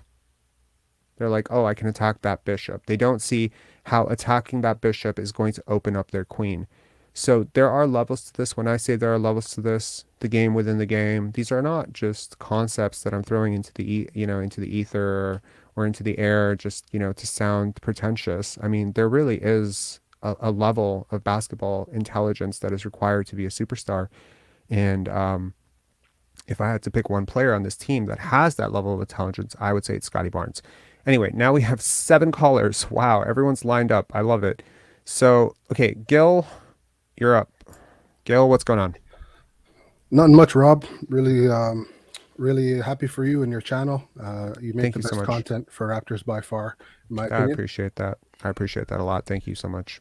Yeah, so I just want to say a few things. Like, firstly, I think we reached the point where Siakam is at the stage where DeMar was towards the end of his tenure. In terms of like, Okay. I I know think it's gonna. Siakam's better than He is better. DeMar. He is overall. He is better because DeMar is just a negative defensive player. But Yes. in terms of the offense and carrying the load offensively, I think Siakam has reached that level. Now, what I mean by that is it's really easy for him to get pushed out of a game, like because he just has a lot of limitations, in terms of his offense. He doesn't read the game as well as even a kid like Scottie does, and he doesn't have a high enough skill set to overwrite some defensive assignments that are thrown at him. And a lot of the callers were talking about it earlier on in terms of just his body composition, his strength in his lower body is just not good enough. So if he does lose a step, then it's just going to really plummet his offensive capabilities. So, and also bigger than that, it's all about the intangibles and the mindset. Okay, when I see basketball players, I kind of categorize them like who is the alpha dog, right? Or who has Sure. potential to be the alpha. I can see Scottie Barnes just based on his personality and just his overall presence. He has that type of potential to be an alpha on a team. He is so alpha. Yeah, it's so funny like to see people describe him as something that he's not, because it takes one to know one. I've mentioned this to people close to him before. Like, it really does take one to know one in terms of understanding what an alpha, I don't want to say alpha male, but an alpha personality is. Yeah. And an alpha personality can sometimes be very stubborn, very outspoken. Sometimes in the wrong situations, it can be somewhat moody and downright upsetting to be around. But alphas do speak their mind. Sometimes they demand trades, sometimes they leave. But, an alpha will take over. And Scottie Barnes, from the second he got here, has put his imprint all over this team. He hasn't been showy about it. He hasn't ruffled really any feathers. I mean, I know there are some feathers that were going to be ruffled anyway, but he hasn't deliberately gone out of his way to ruffle feathers. He's played nice, but at the end of the day, you have the entire media. Like imagine any young player who had like the entire sports media just chastising him day after day. Why didn't you score in the first half? Yeah. And then he comes out and he does it again. And he just says, look, this is what I'm doing. Like, this is what I'm doing. This is my game plan. I'm not getting sped up. I'm not letting the other team dictate what I do. I'm not letting y'all dictate what I do. And he was so nice about it. And I'm like, look, right or wrong, it doesn't matter. We can debate that till we're blue in the face. It takes courage to be yourself when people are telling you to be someone else. Everyone's asking, why can't you be more like Gary? And he's just like, he's not even an asshole about it. Like, if I was him, I would be so rude at those pressers. I'd be like, y'all don't understand basketball. Just shut up, I know. And then the media would assassinate me. But he's so nice about it because he's not an asshole, right? Scottie Barnes is not an asshole. He's a good dude, right? So he's not going to do what I would do in that situation, or what Kevin Durant would do, or what Kyrie Irving would do, or frankly any other person who's had a contentious relationship with the media would do.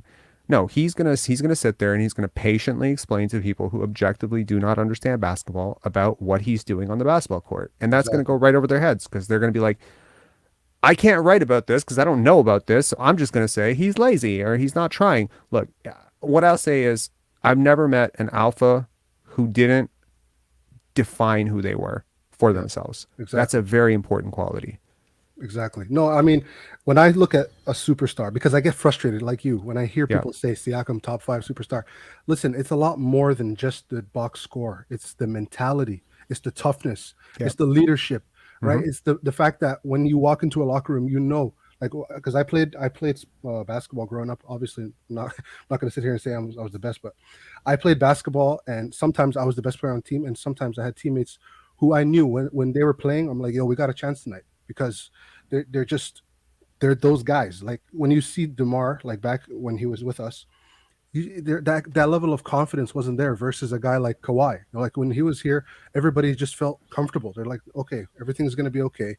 We know we just got to play our game, and when the time comes, we Yep. got big dog over here. So Mhm. when I see Scottie Barnes and some of the things that he does, some of the things that he says, all the things that his prior teammates they adore him, right?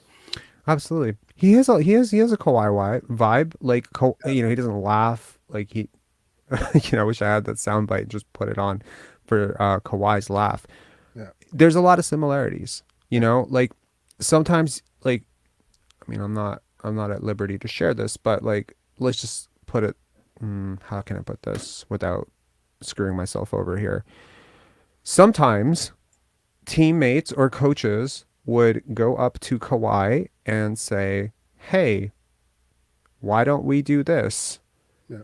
And most people, when approached with that proposition of why don't we do this way, would be like, "Oh, I don't think so, but that's a really nice idea.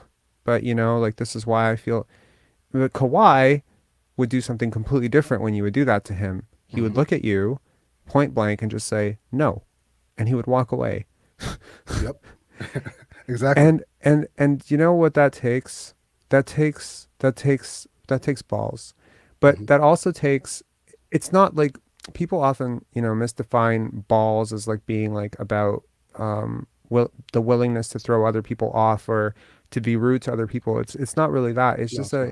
It's just incom an uncompromisable self-awareness and self-confidence Yeah. in what you are, the work you do. You know, Stoic philosophy. Now we've gone from chess to psychoanalyzing Kawhi to Stoic philosophy. I love it. You know, this is truly therapeutic. People in the Yeah. chat. And Stoic philosophy determines, you know, to anyone out there, man, there's 341 of you. I can actually share something with you that I feel has changed my life a lot. Now presenting, I'm kidding. Um, Stoic philosophy determines, it says that the more you look to external factors to define your happiness, the more unhappiness you bring into your life. If you wake up tomorrow and you say, this day's on me, that's exactly how Scottie Barnes approaches every day. He says, this day's on me. He's not sitting there saying, Fred's not giving me the ball enough. This person's not giving me the ball enough. Coach is not playing me enough. He's not looking at other people. Even after a game as disastrous as tonight, I can guarantee you it's 11:47, and I can tell you Scottie Barnes is in the gym right now. He's working on his jumper. He's like thinking about the game. He's thinking about the next game. He's preparing. Yep. So that process is what has brought him from age 12 till today. And tomorrow I'm going to talk to Brian Macon, his trainer, and you know Awesome. we can share more of that in that interview that we release. But ultimately, at every step of the way, Scottie has just been relentlessly self-confident in Yeah. who he is. People told him stop flexing, wouldn't stop flexing. People told him stop hugging us. He's like, I'm gonna hug you. I'm gonna hug you because that's what I do. You know, he would hug his teachers in school. There's so many anecdotes and so many stories, and I hope Brian's willing to get into them tomorrow. But um, Yeah. I mean, it takes a lot of, but that's what Kobe was, right? That's what exactly. Yeah. Michael was, I was and gonna so say many that. people don't realize that, you know, J.R. Smith has the physique to have been Kobe Bryant. He does Yeah. not have the work ethic or the mindset to be Kobe Bryant. You Exactly. know, Fred VanVleet, you know, okay, not Fred VanVleet. A guy like, you know, Kawhi Leonard could have easily been Robert Covington the second, right?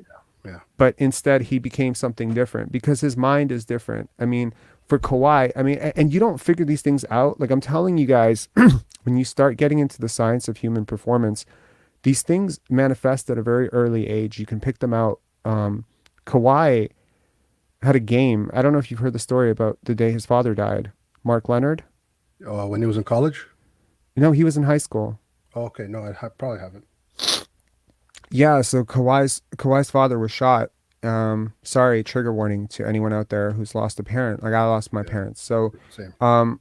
his father was shot at a car wash. His father worked at Mark worked at a car wash, and he had a game the next day, I believe, or the same day. And you know, his dad gets shot, and he goes and he still plays. He still plays that game, Yeah. and he plays his heart out. And then the second he's done, he balls his eyes out. I remember a story that I heard once about Allen Iverson. He got hit. I don't know if this was ever out there, so I don't know if I'm breaking this weirdly enough, but I heard about it in like 2003, where he had gotten punched so hard on one of the drives that he was starting to bleed from the inside, but he didn't want to come out of the game, so he had this black jersey, and every time out he would just be spitting blood into his jersey just to keep playing the game. Damn.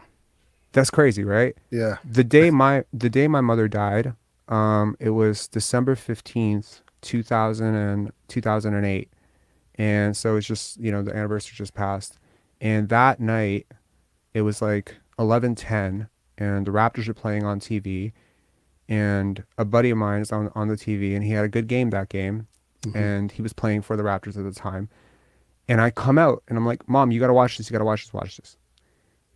And I turn around, and I don't hear anything from her. And I realize, oh, shit, like, is she having a stroke or heart attack or something?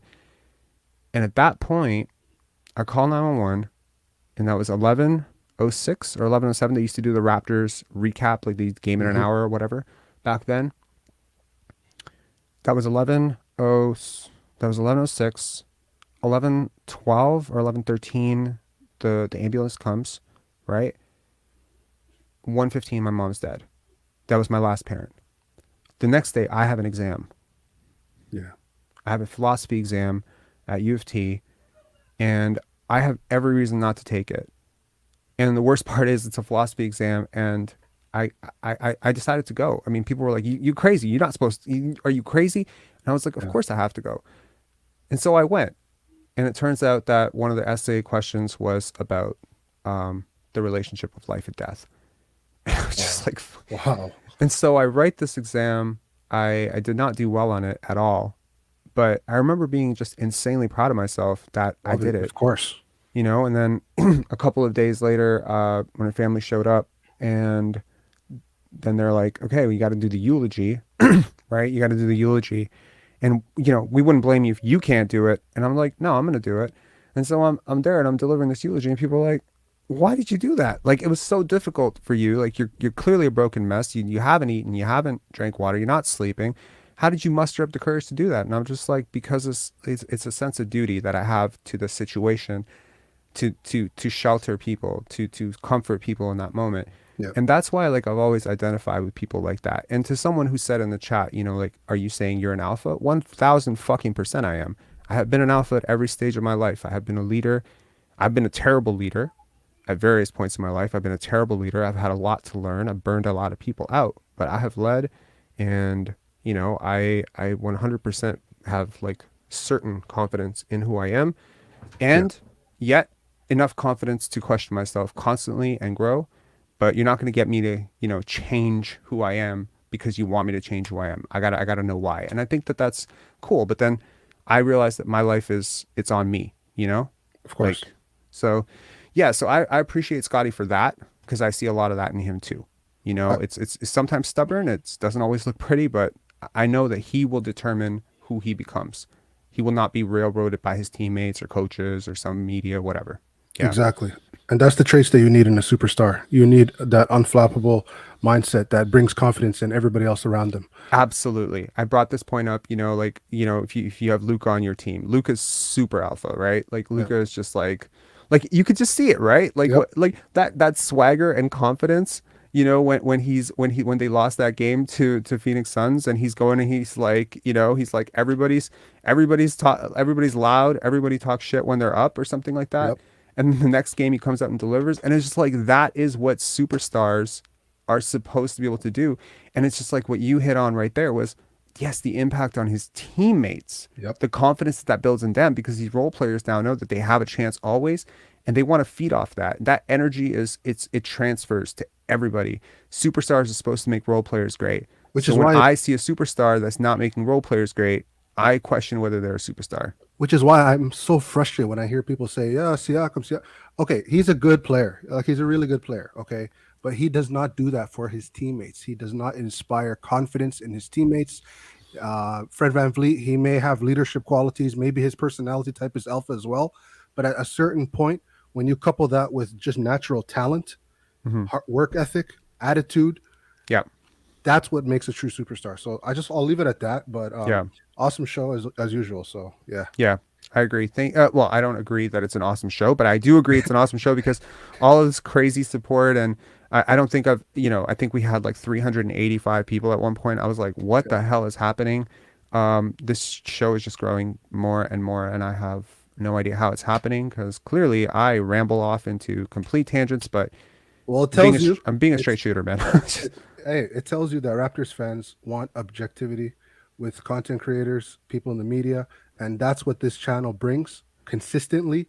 Objectivity. Obviously, you have a bit of a Scottie Barnes slant, which I do as well, so I appreciate it. Yeah. But hey, man, keep up the great work, and this channel is gonna blow up real quick. Thank you, man. I appreciate it, Gil. Yeah, thank you. Yep. Next up, we got Samuel. Let me know in the chat. You guys enjoy hearing from other Raptor fans because I got to tell you, when I listen back to these things, I'm not even listening to whatever bullshit I'm saying because I'm just going off on tangents. I'm listening to what fans are saying, and it's really cool because it's all different, right? Well, some of it's similar. Trade Fred, Siakam's not top 5. Yeah, some of the talking points are similar, but everyone's coming at this from a completely different perspective, and I'm learning a lot too from this. So next up, we got Samuel. Samuel, what's up? Hey, what's up? How you doing? I'm good. How are you? Hey, congratulations. You're moving up in the world of Raptors influence. So, no, seriously, no, I'm not being sarcastic, but whatever. I'm being sarcastic. However you did it, you did it, right? I think I remember first I saw your post on some sort of Facebook group, and I was like, this guy's special because the way you wrote, and I was like, I didn't know your background back then, but now that I do hear back about your channel and no, congrats. Like seriously, you're doing an amazing job. Your friend, I think, was it Leo? Yeah. Yeah. I also think, he does great content. I think when you guys do the collab film breakdown, it's amazing. Yeah, we'll have him on again real soon. We'll do drafts, we'll do mock drafts. We'll have fun with this. Don't worry. Like the creativity is endless. Like for me, Absolutely. it's like creativity is my whole life. I've been a writer, I've been a film director, so don't worry. Like if this season goes as south as it's looking like it's gonna go, this is gonna become a really fun place of like mock trades and different path lines, and don't worry. I mean, we'll have fun with it either way. Yeah. What's up? I feel like I want to. Yeah, I don't know if you watched The Last Dance. Maybe you haven't. You don't think I've watched? I think you did. Dance? I was wondering. All Remember right. the part that he was smoking a cigar and swinging the baseball bat about B.J. Armstrong talking shit. Uh-huh. Yeah, I feel like today that I think most Raptors fans who are on that boat is like, yeah, the tank train is on, man. Let's go. Or smoking a cigar, man. I'm sorry. I wonder, and I don't know if you or other creators will go into the path of maybe looking towards the draft and what work we can do in the future, because I do think the Fred stuff, and not just me observing, right? I think it's getting repetitive, and I think I saw you had this lengthy post, right, on I think just a tight post. Yeah, like it's over. Like it's over. He's dug his grave at this point. He's doing damage control, and it's cool. Yeah. Respect due. Respect, right? Exactly. Like I've been around a lot of people who go into self-preservation mode. Personally, Absolutely. They drive me all insane because a lot of them end up like they end up trying to, what is it? They start a fire in a forest, burn down the whole forest, right? Like some of them are like that. So to me, it's like, just don't do that and we're cool. If you just want to damage control, blame the front office, blame your role in offense, say your usage is down even though it's not really, and say your shots are down even though it's not really. Like, I mean, trust me, like the video that I made yesterday, it was fire. Like, I swear to God, I really believe that video would go viral if I released it. To put it out there. So Fred VanVleet goes on with JJ Redick. He does that whole interview. I think I saw you had a post and I think you took it off, right? I did. Yeah. And I thought it was kind of bullshit, right? Like I think a lot of the talking points are categorically false. It's passive aggressive too, don't you find? It was passive aggressive, isn't it? It is. It is a little bit passive aggressive, and it's a little bit delusional, right? Oh, that's why I think I typed you that message. Not that I want to bug you, like in your private time. I was like, Rob, did you see that? I was like, that's passive aggressive. I think I saw that, and I think you took it off. But my whole thing is, and I'm waiting this is looking into the future, right? Because I think we're all Yep. tired, I think including you, right? Yeah, so I Um, mean, like we're at 1 hour and 36 minutes. So yeah, let's try to wrap it up yeah, to one comment, and then we'll go to the next caller. Yep. yeah. I just Okay. want to focus on. I think you had one caller with a comment, which is great. I think Pascal, like when he drives, right? And they bump him off. Again, I didn't watch the game because I got stuff to do. Like I don't, I mean, you guys follow Raptors pretty tightly. I don't, and I'm gonna be upfront. But I was watching the highlight pack, right? There's this, I think 9 minutes in first quarter. Pascal's trying to drive through Mitchell Robinson, and I can't remember the other guy, number 5 there. 3 guys waiting for him. He does this dribble move, which they're backing up already. Like from the 3-point line, they're backing up, right? And they got 3 guys like forming a triangle near him. You got Scottie who hasn't cleared out yet. OG's on the on the corner, but you got Fred. It's like that post that Leo and you were laughing at when Pascal's like standing like was 3-4 feet behind the 3-point line. This is the same picture. It's like Fred looking at it, and then Gary Trent Jr. It's kind of like, what the hell you're doing? That it's like 3 feet behind the 3-point line. So basically, it's Pascal playing 1-on-5, and he's ignoring OG at the corner. Now he did make the layup, but he and I noticed not only they backed off on this one, they didn't bump him, but he didn't have that last step that I see somebody like Kobe or Mike or even Kawhi had Yeah. to get to blow past the guy and then go up with strength. So he does this like off balance, kind of throw it up and then scream and hope he gets an and one. The usual antic he does, right? Yeah. He got the layup. Mitchell Robinson's got long arm. But I noticed that. The other thing I want to make is you're going to talk to, I think, Scottie's trainer, right? Yep. And yeah, that's funny because that addresses a conversation that's the comment that's on the screen right now, which is what time's the interview? Is it live? Yeah. Inquiring minds need to know. No, it is not live. I'm taping it tomorrow. Yeah. And Yeah, because that. you don't know if they're comfortable in doing live, right? Like, He I would agree do with you. live. He would No, do but live. I He was. agree what you're doing initially, and then maybe you guys maybe down the road, maybe something like that. Yeah. Yeah, I mean, look, he would do the live interview. I'm positive of it. It doesn't, like, I think at one point, it doesn't matter. Anyways, my point is it's not being not live because I'm afraid that something is going to slip or something like that. It's nothing like that. It's just I really, number one, I admire the hell out of the dude, right? Yeah. A lot. If I've followed him for like over a year now, and I think like the work that he's doing beyond Scottie, it's not just Scottie. It's Handle Life is. It's crazy, like the growth in Boynton Beach and everything that they're doing with the kids. Like, man, like every time I see him training kids, like kids as young as Scottie when he started, I'm like, man, I would have killed to have a trainer like this when I was that young. It would have changed my life. So I want to talk about like how he trains kids also, because I think that's going to be an educational part of it, and I want to talk to him about like who Scottie was when he met him in grade 7. Like I think it's such a cool thing. Look, Brian's done interviews with other people before. I know that. And I've watched those interviews, and no offense to anybody who did those interviews with him. Like, I just think that I want to take it in a different direction, So And I'm just curious. I don't know if this is going to be part of the question. Like, what is he? I think what is he and Scottie doing to? Again, this is why I brought up Pascal, because I noticed that last step. I keep noticing like the great players, and even LeBron, right? When he is a step slower, he always find that last move when they dip Samuel, their shoulder. we to get do past. have to. I don't want to cut you off, but No, I go do ahead. have to. I do No, have to no. go to the Anyways, 3 more callers. no But problem. but Take it easy. we talked about that last time, right?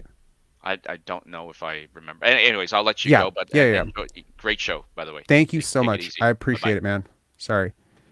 I am absolutely horseshit at cutting people off. I would talk to people for 2 hours if that happened, but I realize I want to try to condense this to like at least 2 hours and 20 minutes. So we got 4 more people, and then I'm just gonna call that a cutoff. So the next 4 are Ruckus, Alvarez, Augustin, if I'm saying that correctly, and Your Goat. Your Goat, please don't be spam. Okay. Ruckus, 1, what's up? Hey, can you hear me? Yeah, I can hear you. What's up? Let me start by asking, are you from Toronto? You live in Toronto right now? I do live in Toronto now. What's up? Cool. I want to offer you some pushback because I do think a lot of your callers tend to support a lot of your talking points, and I don't think that people want to sit on the live for 4 hours and hear two people agreeing. Awesome. There Let's was talk. I think there was a tweet in response to the JJ Redick interview that Fred did, and one of the reporters from Toronto sports media had offered some pushback, saying, you know what, it might not be fully accurate. That That's not what he Fred, said. That's not what he said.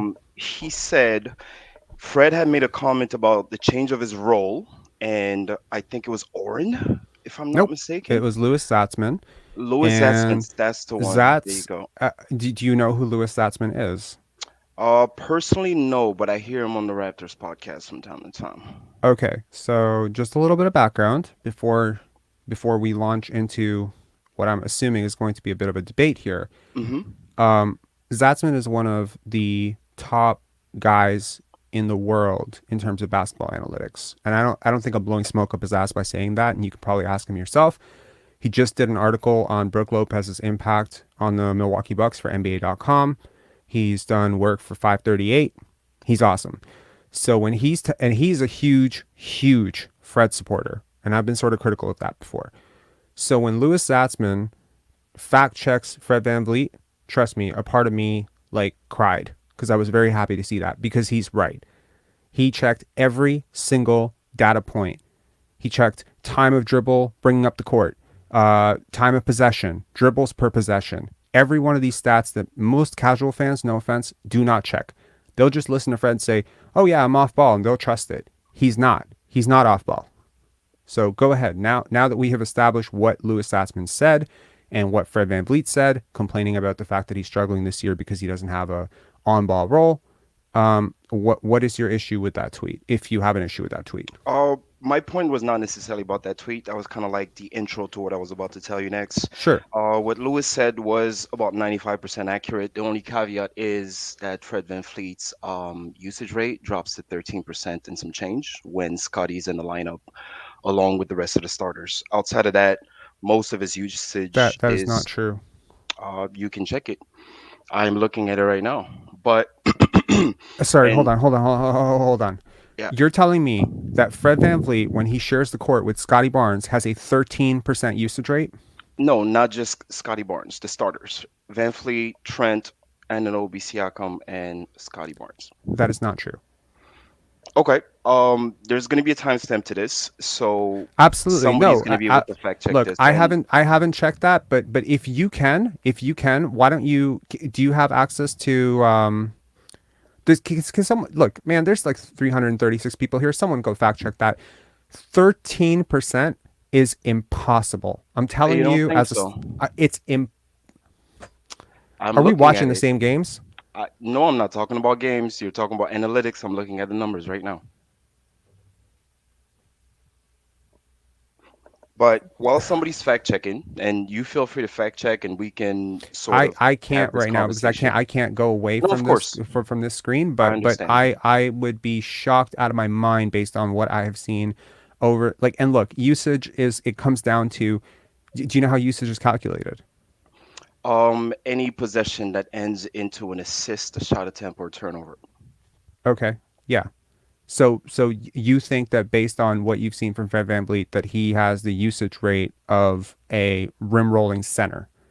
Because Well, 13%, like that is early in the specific to season, that lineup, though.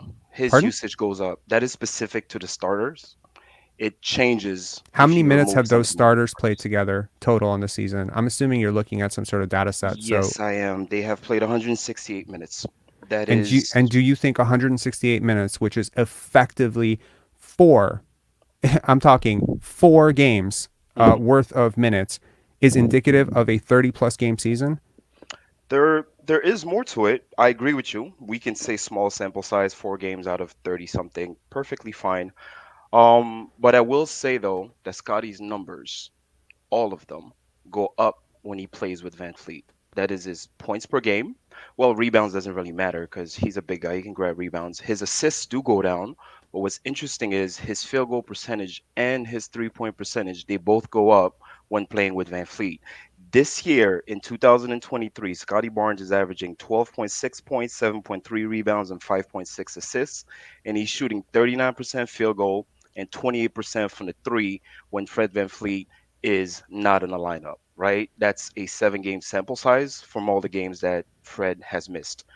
In the games that Fred has played with Scotty, he's shooting 46% from the field and 29% from three. That is 28 games, and he's averaging 15.5, 7, Mm-hmm. and 4. So Scotty's usage actually goes up when Van Fleet is on the court with him. And I checked this out with all the other top members of the lineup. It checks out. And feel free to go and check it out. Somebody in the chat, verify, confirm, whatever you need to do. This is not just with Van Fleet. Scotty's numbers also go up when he shares the floor with Pascal. So Mm-hmm. Pascal and Scotty, no Fred, or Fred and Scotty, no Pascal. The person who benefits probably more than any other player on the Raptors team, Mm-hmm. statistically speaking. And I know you are a stats person, it's on your Twitter bio. I see it. I am too. So I'm not just going to look at points, rebound, assists. But what I did notice was you're looking at effective field goal percentage, true shooting percentage, both of them up with Van Fleet, both of them down without Van Fleet. Turnover percentage goes up to 16% without Van Fleet, goes down to 8.7. His points per possessions or zero point 0.9 without Van Fleet and 1.1 with Van Fleet. So I went through all of the statistics, all of the advanced stats, and quite literally, like 99% of them are improved when he plays with Van Fleet. So on Van Fleet's side, you're right, 13.6% with Scotty might not be as indicative as we want to say since the sample Mm-hmm. size is small. Yep. But I looked at the data with Scotty and Pascal from all the time they shared together. I looked at the data with Scotty and Fred, not just this year, but Mm-hmm. this is last year too. This data tracks back to last year where Scotty excelled, where he got Rookie of the Year award. As for Fred, the interview and what Lewis said was 100% accurate in the sense that he's mostly taking the same amount of shots per game. He's just missing a whole lot more than he did last year. So Okay. overall, I understand that you're just going to keep rattling off facts and facts and facts, and I get it. And you know what? I have also looked into the numbers, and I agree that the numbers are overwhelmingly positive for Barnes with Van Fleet lineups, which usually does challenge this whole narrative that Scotty would be better off playing without Van Fleet. However, with whenever lineup data is considered, you have to look at what player you're taking out and what player you're putting back in the inverse system. So you are not replacing Fred VanVleet with an equivalent shooter. In this case, an equivalent spacer. Fred VanVleet still provides a tremendous amount of space, even though he can't really shoot right now, and he's not really shooting that well on open catch and shoots. So that space is what Scotty needs. mhm, Okay, that space is what Scotty needs to attack. The idea, of course, that some people have, which is a completely bullshit argument that, Fred is just creating for Scotty. Yeah, he did a couple today, I but in don't think he's so many creating for ways, he's Scotty also either. getting in his way. Pardon? I don't think he's creating for Scotty either. And mind you, I'm one of the biggest Scotty Barnes fans there is. I watched a lot of his tape in Florida State. There's a particular highlight where he's guarding some 5'8" point guard, chasing him down 94 feet. So Mm-hmm. when he got drafted, a lot of my friends, I've been in Toronto since 1998. I've watched every version of the Raptors you can think of, from Oliver Miller all the way down to the Keon Clarks and Antonio Davis. I've seen them Same all. here. Turkoglu, all of that, right? So Mm-hmm. I do. I'm not a fan of. I'm not team keep. Fred. That's not the team I'm on. I like Scotty. The team has to move forward with Scotty. However, much in the way that some media members have spoken about Scotty publicly, I think that with Fred, outside of yes, he's having the worst shooting season of his career. He's not playing great. There's no doubt about that. It's not But I just the shooting. It's not just the shooting. It is so much. It's so much else. He is like one of the biggest advantages that a point guard can create is collapsing the defense by getting past the first line of defense, and he has been worse at that than usual. Okay, the second thing is the spacing that he provides off the ball. You know, it's still there. Yeah, he's still a respectable shooter. You're not gonna drop on him the way that you do Scotty, and I think that that's but and then the defense, right? Like he's been a very overwhelmingly positive defender for the past, I want to say 5-6 years. Like his entire career basically he's been a overwhelmingly positive defender. A lot of that is help, but at least some of it was point of attack. And I'm not seeing that right now. And his numbers are backing that up. So it's not just the shooting thing. It's not just his shot quality is still awesome, but his true shooting percentage, his I think that the playmaking analytics on him have always been overrated. I think I don't think he's a good playmaker either. So we agree there. yes. And so when you have a guy who is going to, I mean, again, look, the 13% feels like a complete fluke to me. I can't imagine that his usage is, but you seem like you know what you're talking about. And if that is in fact the case, I would probably chalk that up to that's crazy. Like, I think that might I have a lot. have I have cross-referenced Raptors lineups using their top 8 guys. I have taken out Siakam and Van Fleet.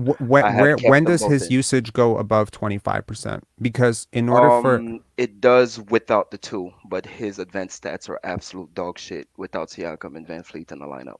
you mean without Siakam and Barnes? Oh, sorry. No, no, no. Now I'm talking about Scotty. I'm saying, oh, you're talking about when Fred's goes above 25. Yeah, Scotty's never goes above 25. Oof, that I would have Wait, to wait, wait. check. It No, would have no, to it be does. very Sorry. He's at around what, 21% on the year? yes, 20 Okay. like yeah, 21 point something. Yeah. Yes. So I guess what I'm asking is if Fred's usage is 13% Hmm. on, when he shares the floor with four starters, Yep. with the four best players on his team, when does it climb to those 25 to 27% range? Because for him Um. to be where he's at on the Mhm. season, like there has to be a lineup with that. And I'm assuming I'm assuming it has Thad. Thad is in that lineup, right? It definitely does not have Siakam or Barnes. I think that is the lineup right there when he goes above 25. Okay. It's at 29.7. Okay. So here's my question. Do you believe that it is a genuine argument that Fred VanVleet is currently making that his stats on the year are taking a hit because of the 168 minutes that he has played with those starters in which his usage is 13%? Because the math on this says that if he were to go season average on that, let's say, for instance, he's at 22% in that lineup, Mm, well, then his on season usage goes up by default, yep, right? To a level that I don't think anyone would be comfortable with. agreed. So where's the gotcha moment? If you're trying to say that, hey, like Rob, you're kind of talking up this point about Fred versus Scotty, Hmm. and it's apparent based on the data that Scottie Barnes is actually better with Fred VanVleet on the court. I'm very well aware of this. Hmm. But whenever I've discussed forming a team around Scottie Barnes, actually, in fact, here's you've asked me to fact check some stuff. I'll give you some homework as well if you would like. Um, I made a video last month called "The 7 Players That I Would Not Trade in a Kevin Durant Trade." I've seen it. Scottie Barnes was in it. Fred VanVleet was in it. OG was in it. OG Yep, was in I it. remember. Why do you think Fred VanVleet was in it? Because of the shooting, because of the spacing. It's important to have some spacing when you have straight line drivers like this. So for me, it is incredibly important for people to realize that very often Scottie Barnes is going to share the court with Delano Banton and Thaddeus Young and Chris Boucher and Christian Coloco, and his Hmm. numbers are going to tank in those lineups. I'm positive of it because it's like, how can you possibly be a limited offensive player, which is exactly what Scotty is in terms of scoring, and also have the defense completely collapsing the middle because you don't have the spacing? Fred VanVleet provides a lot of that. But replacing him or trading him doesn't mean that you can't replace him with a better shooter or an equivalent shooter. But I think that the 32% or 33% that he's shooting on the season is misleading because there's always going to be off-ball gravity that he's going to be able to provide anytime he touches the ball or anytime he moves to the corner. And that's always going to be beneficial to Siakam and OG and especially Scotty. Especially Scotty. I think this Because of conversation with Fred has now veered off to where you might be looking at, like you said, the way these two can use each other on the floor. One provides spacing and shooting, and the other one provides playmaking that Fred obviously does not have. There are now a lot of people, and I've seen a good amount of your lives. There's a lot of people now that are like, "Oh, Fred VanVleet this, oh, the chucker, he's hunting for a contract," and he's not even taking more shots than last year. Yes, he does take some very questionable shots in games. I've seen more games than I probably cared to in the last year and a half. But what I will say is, when we are pushing narratives, the narratives, oh, Scottie doesn't work hard enough, he only plays half of a game, he does this, he does that, all of that is terrible. I do think that now what you are providing is the equivalent of Democrats and Republicans, where now it's like, oh, we're Team Scottie and we're going to dump on Fred, and you might not do it I to this appreciate where extent. you're coming from. I do. I get it. And trust me, like I get it. Okay? Like I get what you're trying to say. But I do not believe that that's true. Okay? Because That I what have is true. listened to every single post game that this guy has done over the last 2 years. I listen intently. I take notes. I've made mixes about it. Okay? I find it repulsive and almost irreprehensible that someone would consistently blame everything but himself. Yes, I understand the talking points. He'll be like, I need to be better. But when you have a guy who, in my estimation, should be your fourth option saying, if I make shots, we win. If I miss shots, we lose. That is the type of bravado and bullshit talking points that I expect from Dame fucking Lillard, not Fred VanVleet. The overestimation of yourself and your importance to an offensive structure is indicative of how this team is playing right now, because he does believe that he is him and he is not him. And that's at least hopefully something that you and I can agree on, that he is not someone who warrants that type of freedom on offense. I think it's ridiculous for him to go on JJ Redick and say that he is struggling because he's having to be a second or third option. I think it's ridiculous that he has Roz, you know, to on national television come out and just peddle this idea that because his role is materially so different from last year. No, it's not materially different. Even if you present me lineup data that says, hey, there's this one lineup where it is materially different.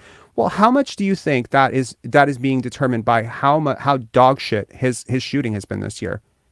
How much do you think that's determined by the fact that he played a lot of these minutes with this initial five?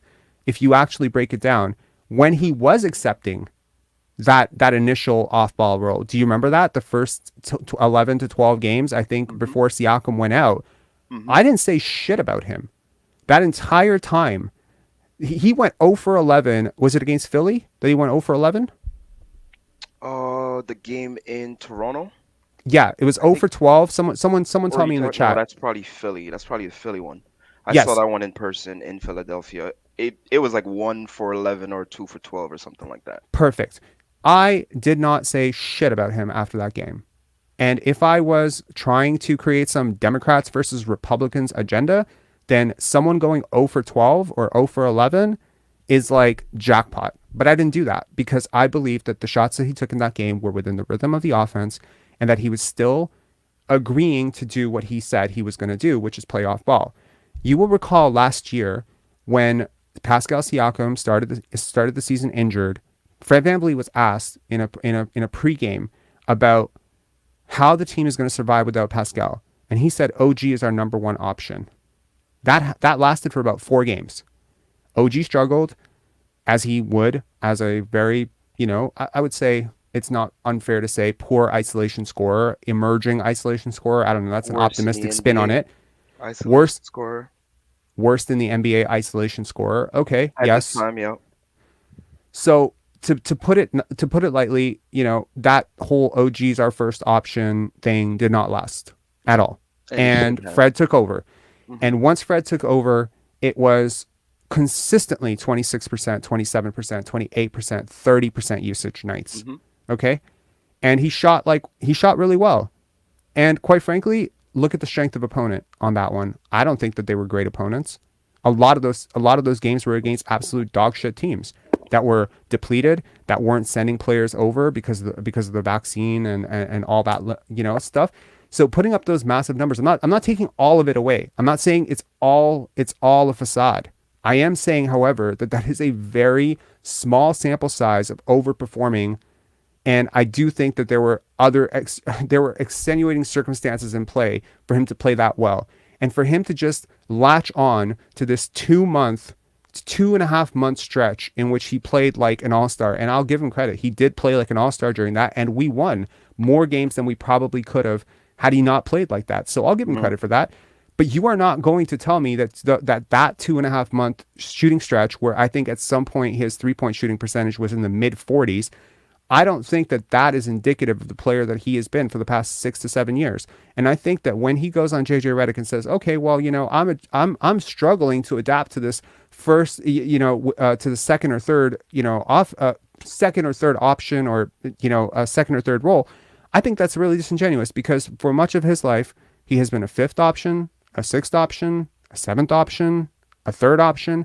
He's only ever been a first option for literally 2 to 3 months. And That's he it. never should have been a first or second option, but that's roster construction, that's lack of talent on the team. I don't disagree with I anything don't you just agree said. with that. I don't agree with that, because you know what? All those opportunities that he took could have easily gone to Gary Trent Jr. Could have easily gone. They could have been No, distributed more Gary's not evenly. missing opportunities, Rob. Come on now. What are we talking about? He shoots it every time he touches it.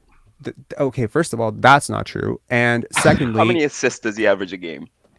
that is that is a really. I'm actually disappointed. You He was sound way one too smart to make that he argument, man. he had one of the lowest assist percentages in NBA history at some point. That's It was not like his.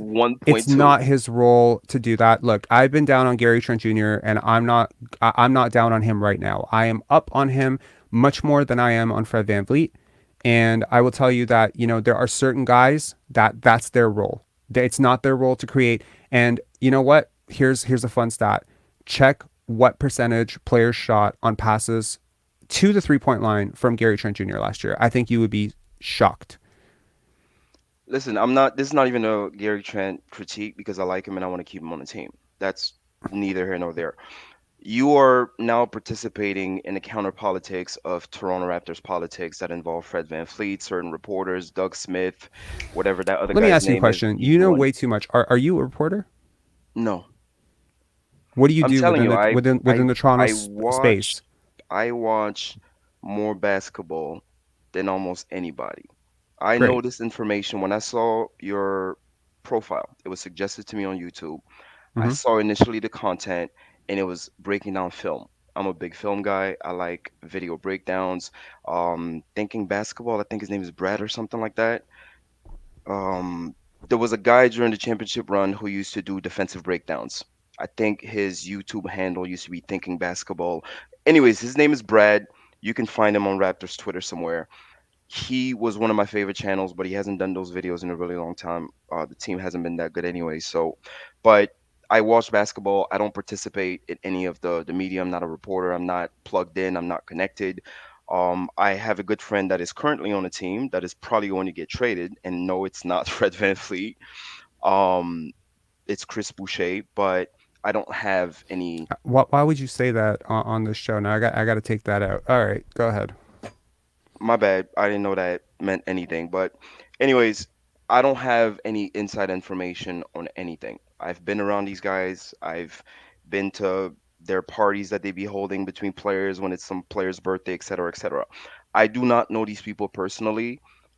I do not play the politics on either side. I understand that you have to make things right, or you feel you have to make things right because people are making them wrong. And I understand you for that. And honestly, I am a fan of your channel based on the content. I Look, honestly, that is a huge compliment. Okay, like I'm getting a little bit. Look, let me be real with you. I'm getting a little bit defensive, and I need to stop. You are correct on a lot of things that you're saying.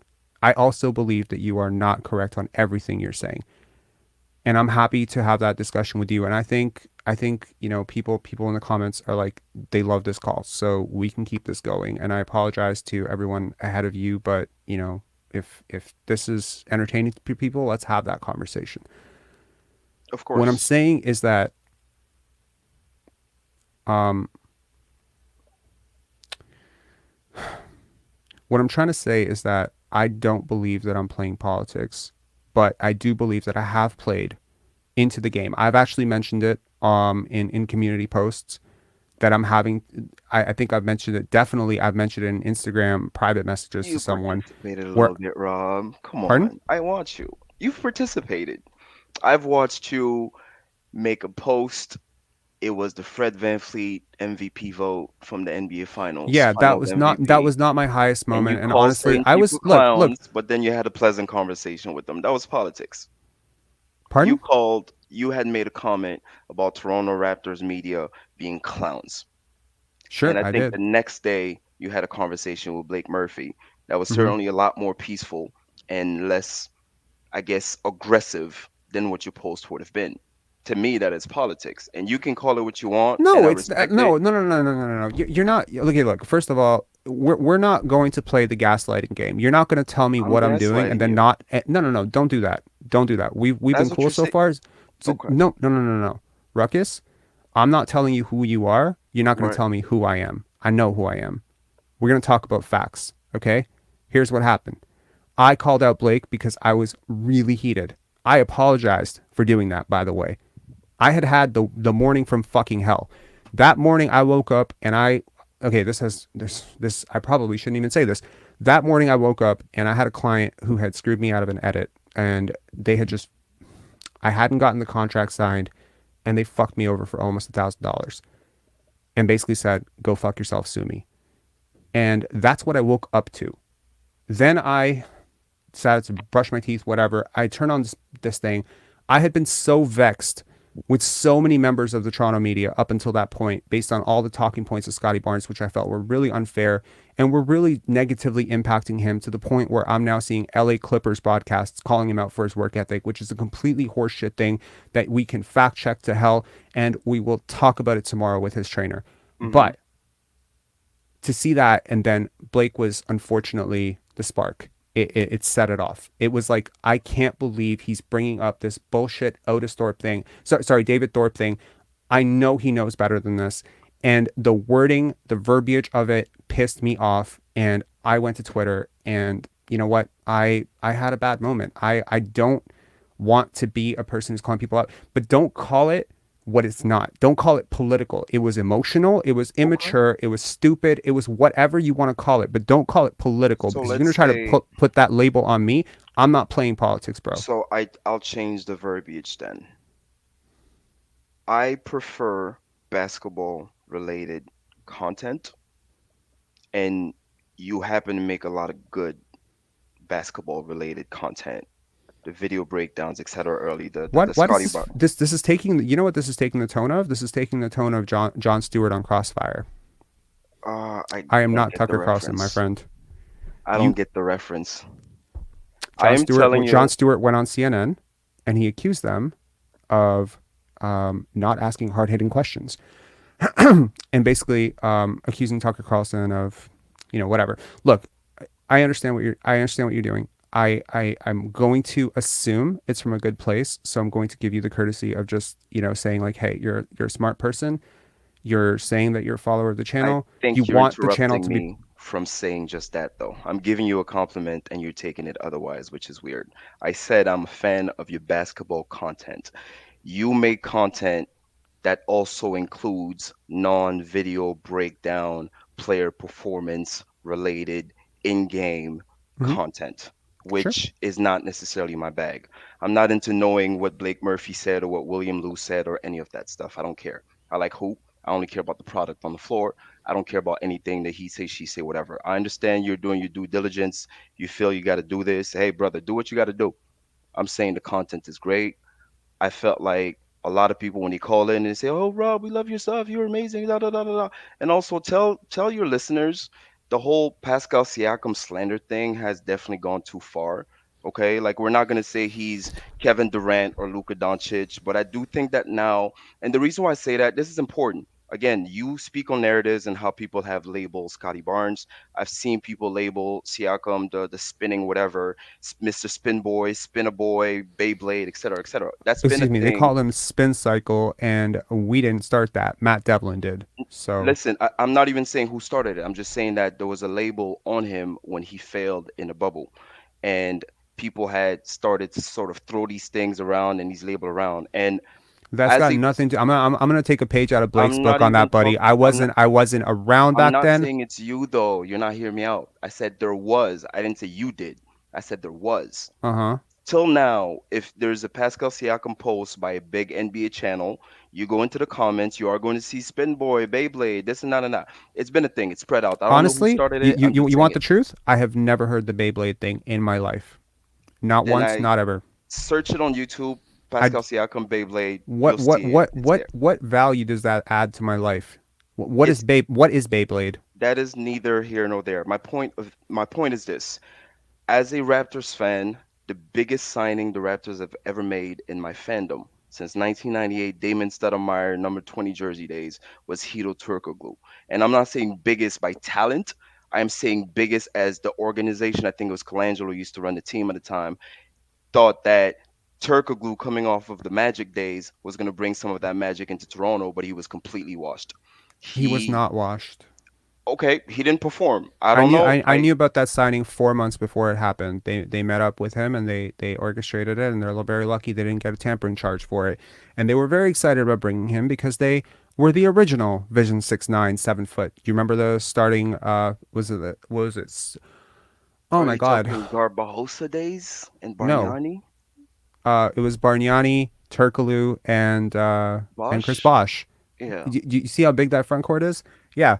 Brian Colangelo was very big on what he called size to skill ratio. Everything was about size to skill for him. So that's why he loved Hito Turkoglu, because he was a big playmaker. And Brian Colangelo, honestly, gets a lot of flack. He was a very smart dude. Made a lot of mistakes. Very smart guy. Size to skill is a really, really smart way to look at basketball players. And Hito Turkoglu was a good signing. Unfortunately, just a terrible fit. And they should have played through him more. He was a better passer than Chris Bosh. He was a better playmaker than Bargnani. They should have played through him more. I don't know the guy. I never met the guy. So if he decided to come here and he is, as you said, washed, or he just dogged it, I don't know about that. But I do know that there are certain players that have complained very loudly, if you get them in private, about how dog shit an offense is and how it just doesn't allow them to function. And there are certain players that can just function in most offenses, and there's certain players that need a very specific style of offense, very specific style of movement to function. And I don't think that Hito Turkoglu was necessarily given the opportunity to thrive here. But, I think it was a pretty flawed premise to begin with. He was coming off a career year. He was coming off the He finals was. Then with he the averaged Orlando 10 Magic. points a game with us. That we Pardon? didn't get our money's worth. He came from the Orlando Magic, the finals See, run, came into Toronto, put up 10 see, points a game. see, Ruckus, it's so confusing talking to you, because on the one hand, all the stats, and I'm like, man, finally I can talk to somebody who knows all this stuff. But then on the other hand, you say stuff like, this guy, we didn't get our money's worth because he averaged 10 points per game. And I'm just like, to me, I'm like, bro, were you watching? Were you I seeing where he was. was in the I offense? was. And you blame him for him Those having 10 no, points I'm per not. game. I'm not saying the team sucked specifically because of Hito. I'm saying that based on the splash that was at the time, the performance didn't match what the sentiment was when the signing was made. Okay, well, whose fault is that? Is it the media's fault to say hey, we just got the first option from the finals without ever realizing how much gravity Dwight had versus how much gravity Chris Mm, Bosh has? Is it Hito's fault that quite frankly, Chris Bosh had his eye on one foot out the door and whatever? I don't know, man. I'll agree with you that that lineup was a fucking flop, and it had too much of the same thing. And I don't think people were optimized, and I don't agree with how the coaches used that thing. But I'll yeah, tell you, if Rick Adelman had Chris Bosh, R.J Barrett, and Hidou Turkoglu as a front court, that team makes the playoffs easy. I don't remember who the dumbass coach was at the time. Was that Really? before or after Lenny Wilkins? I don't remember.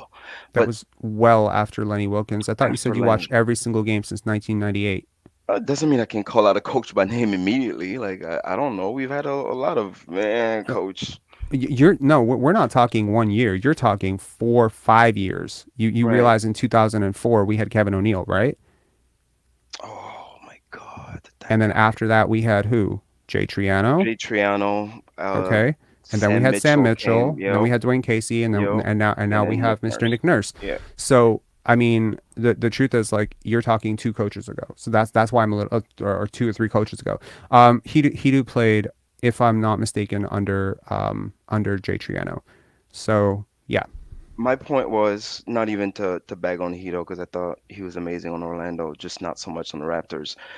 The My point was that Hito is the biggest signing in Raptors history. I've been watching them for 24 years. Perceptively, yes, he was. And the Raptors Yeah, haven't like had a lot of especially based signings in at that Raptor time. history, so I'm not really sure like what that even means. That's My like saying point, like the biggest, that's the my great. point is that Raptors fans, and as a person that had to see this team pick up random waiver wire guys year after year because every trade deadline we didn't get the superstars, we didn't get the max players, we didn't get anybody. Capona was nice, one of the Hold on, best hold on, shooters hold of on, all hold time. on. How many teams get superstars in free agency? Very few, like 7, 8. No, very, very few. Like we're talking if Miami, New the York, LA teams, LA New have York, cap space, then 2 teams are getting major superstars. How many superstars? Oh, 7 and 8. Okay, look, I've seen Bill Simmons call Phoenix a big market Boston. team. Boston is getting them. Who, are you counting Kemba Walker? Kyrie Irving, Al Horford. They traded for Kyrie Irving. Didn't he resign there, or did he book it before his contract was up? No, he signed with the Brooklyn Nets. Oh, yeah, he didn't play out Sorry, his man. contract. I'm getting a little bit confused. I don't mean to call you out, but like you're telling me you watch more ball than anyone you know, and you're telling me you don't know that Kyrie Irving re-signed with Boston. That's freaking me out. Sorry, I have Asperger's, so I'm just gonna level with you 100%. Like I'm on the spectrum a little bit. Everyone can tell I'm on the spectrum, but like I see the comments like I have to like block them. They're like, oh, this guy's on ASD. So it's very difficult for me to take something like what you're saying literally, and then my brain Mm. just scrambles when you tell me you don't know if Kyrie Irving re-signed or got traded. That freaks me out. This So is off the so top. like you just watch the ball, but you Yeah. don't watch everything else. Is No, that no, kind of what no. you're saying? I'm well aware of the Kyrie Irving, Isaiah Thomas swap with the pick and whatnot that they did during that season. That I remember that Boston team, they were supposed to win it, and I think they lost to Giannis that year in the playoffs. And Kyrie proceeded to say he was going to re-sign and he loves Boston, and then he dipped. So that's neither Okay, here nor there. let's get this down to a point. I think the chat is getting the chat is saying like they're done with this call. So My I would just point like to get to is, a point. What I'm is going your to point? finish here. My point. My point is, Raptors fans, whom a lot of these people have not watched the Raptors as long as I have, and it's not to demean them or to make them small or anything. My point is that the way they're treating Siakam now is like a fan base that thinks they can just get the next star to walk into the door. Okay, That so star is I not think that walking that through is that a door. very very defensive way of looking at It's things. reality. You think it's reality. I don't. I'm sorry. First of all, Ruckus. I think sometimes too much of a thing can be a bad thing, right? So, for instance, right?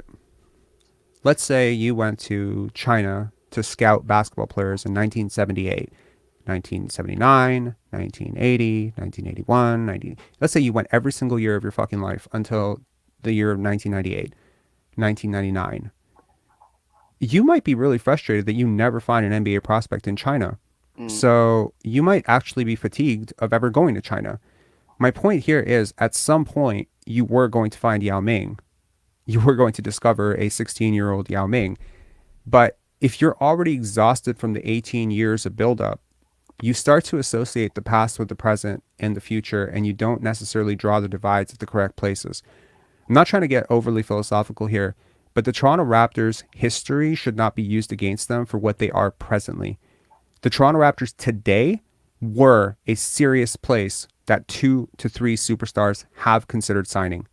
Now, you don't have to ask how I know that, but if you know Chris, ask him. I'm positive he knows. So, you're gonna have to cut that out. uh, okay. So my point is that if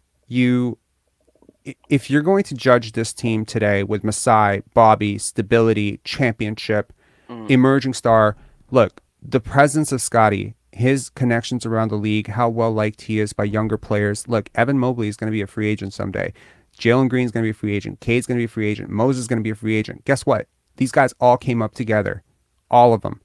So you're going to have a little bit more leverage with a guy who played AAU with these guys, who played EYBL with these guys, who's well loved by these guys. And by the way, a guy who's actually a giver. If Jalen Green becomes an alpha scorer and he's sick of Houston, you know what? Toronto seems like a really great place now, doesn't it? Half Filipino, come here, rock it out, and guess what? I know Scottie Barnes is not going to not let me shine. He's going to pass me the ball and set me up. This is the future. I think the Scottie-centric future is the way to go. What I don't want right now is for us to do to Scottie what we did to Tracy McGrady, okay? Which is miss the talent. Because if you watch the Raptors as long as you say you have since 1998, I don't think there is a fucking person on earth that could have watched Tracy McGrady and Vince Carter and said, at the absolute apex, Vince is going to be better than Tracy. His game was just further along.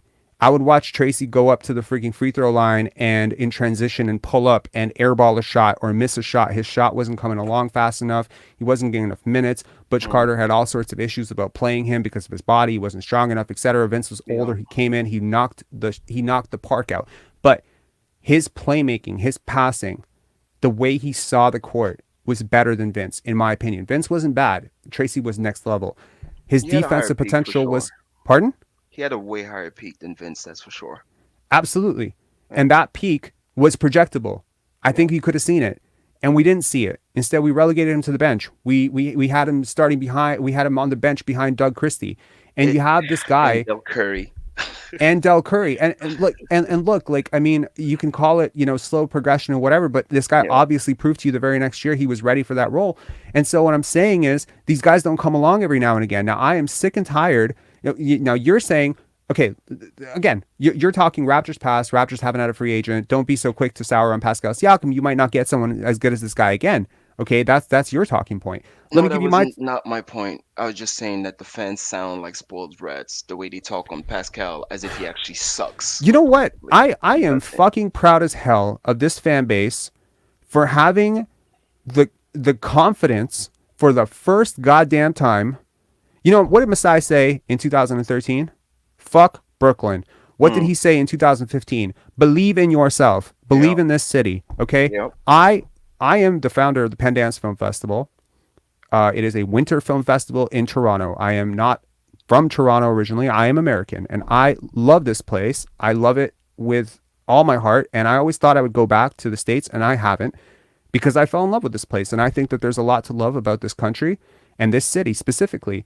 And I was sick and tired of watching American athletes come into this city and be asked, what do you think about Canada? You know why I was sick of it? Because I don't remember asking anyone what they thought about New York. I don't remember asking anyone what they thought about Philly.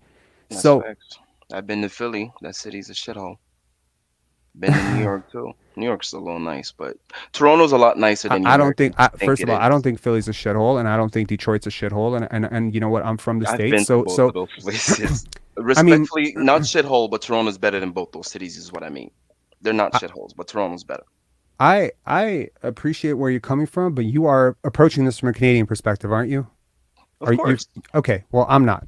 I'm approaching this from an American perspective as someone who grew up in Washington Heights, and maybe you and I have a very different interpretation of what a shithole city looks like, but I love a lot of American cities. So what I'm telling you is I love Toronto as well, and I am sick and tired of the city having a defensive mindset. Now, am I aware that Pascal Siakam could be the biggest re-signing in franchise history? No, I'm not. Not at all, because Vince was the biggest re-signing in franchise history. Kawhi was the biggest potential re-signing in franchise history, and Giannis was the absolute biggest actual target franchise, in history. And Durant would have been the greatest player in franchise history. This team has decided to move on from Hedo Turkoglu, and I suggest that fans out there who are still stuck in this past do so as well. Trading Siakam should not scare anybody. Trading Fred should not scare anybody. I understand that there is another YouTuber out there who I've broken bread with and now made peace with, and I don't need to talk shit about him, but I just want to say out there that he has often talked about this notion of what if this guy never comes back, and he's also another New Yorker, so I understand where he's coming from on that, because if you're stuck in the 90s and the early 2000s, you do have this idea that no one wants to play here. That's not true. I have friends in the NBA. They have all considered signing with the Toronto Raptors. I promise you that is true, and if you keep watching this channel out, I'm sure that some of them will come on at some point and tell you about it themselves. Okay. Listen, I'm not afraid of a trade of Pascal. But you think the fans are being spoiled because they don't want to sign they don't want to sign an all-star going on to 30 for a supermax. No, I you think can that's very trade him. pragmatic. You can Pardon? trade him for no, you can for sure trade him. I remember the DeMar trade. Of course, you can always trade your players. I'm just not down with the shitting on your players on their way out the door. I don't get that. I'm talking shitting like, oh, Pascal, he's not that good. He's not that guy. Okay, He can't first of all, score the balance. He can't get his shots off. overwhelming perspective on Pascal Siakam last two games notwithstanding, and actually even last two games withstanding, because I don't see anyone calling him out for anything on Twitter really. Maybe I'm not plugged in. As you know, I probably started a Twitter account 2 weeks ago, but I think that it would be very disingenuous to say this fan base has been anything but overly hyped about Pascal Siakam. I seem to recall a player who is averaging not like the most dominant box score given current NBA inflation, which I know you know about, and you know that scoring is up across the league and the possessions per game are up across the league. And so his 25 points per game or whatever is really much more realistically interpreted as like 23 to 22, which is exactly what he's done, what he's done in the past. But let me just put it into perspective. You have a guy who is on a team that is 5 to 6 games under 500. They are significantly under 500 when he plays, more so than when he doesn't play. Is that fair? Their record with him is way worse than their record without him. Strength of schedule, you can call it what you want. We've lost some pretty dog shit teams with him, and we lost some pretty dog shit teams without him. Exactly. But I will say that I have never seen a superstar that impacted winning as little as he does. Box score, box plus minus and all that stuff, notwithstanding, and passer ratings, B-ball index, all the analytics. I'm watching it with my eyes every day. And I am telling you that this guy's not worth $50 million. And I'm telling you that I hear people chanting MVP at every single game I've gone to when he's at the free throw line. And I think that's crazy. Now, I thought it was crazy when they did it for Chris Bosh. And DeMar, which was fucking ridiculous. They did do it for Vince once or twice, and I think that was fair. There was a season where he legitimately was an MVP, even though the media didn't treat him like one. He led the entire league in value over replacement that year with 7.2, if I recall, and that actually led the league unbelievably in that very, very untalented period of life in NBA. There was a talent deficit at that time, is what I'm saying. Yeah. My point is, today, I believe this team can aspire for more. I think this team should aspire for more than Pascal Siakam at age 32 aging out. I think this team, this organization, this brain trust, this city, which is beautiful and up and coming and awesome, should aspire to be confident enough to say, we will land a superstar one day. An international superstar, maybe through the draft. Maybe Scottie Barnes is that superstar. I certainly think he can be. I certainly think he will be. Same. But so if you have that guy, then I don't understand. Look, my point is, fan bases trash players all the time. Julius Randle got fucking shit on by the New York media like crazy last year, I believe, right? Yeah. So, I mean, it got to him. Siakam got it in the bubble. It got to him, but he played terribly in the bubble. And when you sign a max contract, I'm sorry, that kind of comes with the perks. Do I agree with all the racist shit? Fuck no. I would never say that. You've never heard me say VanVleet. You've never heard me say any of that. I'm not low about it.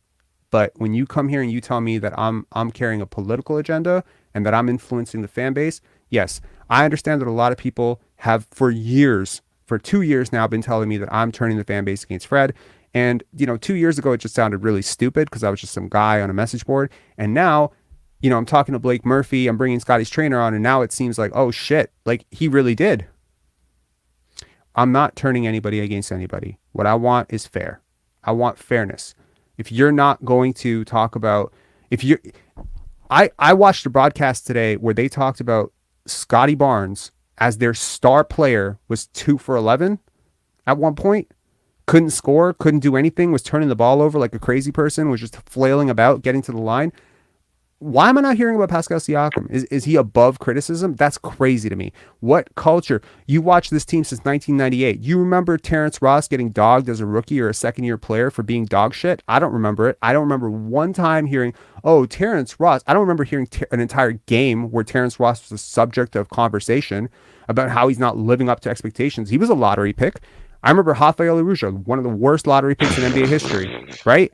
I remember DeMar struggling with his jump shot in his first year. I don't remember them saying no. I mean, look, this is the first time in this franchise's history that I have witnessed where young players are being tossed under the bus day after day. Christian Coloco, for Malachi Flynn needs to improve. He hasn't worked out. He's a bust. Scottie Barnes is a bust. OG Anunoby is off balance. And you know what? I see two guys escaping criticism all the fucking time, and they're, at least one of them is a master politician with the media, and I don't like it. And look, I didn't want to make this show about this stuff, but you come here, telling me that, like you don't like how Pascal's being talked about. I don't like how Scottie's being talked about, and I actually think that, and I actually think that Pascal's been, people have been more than fair to Pascal.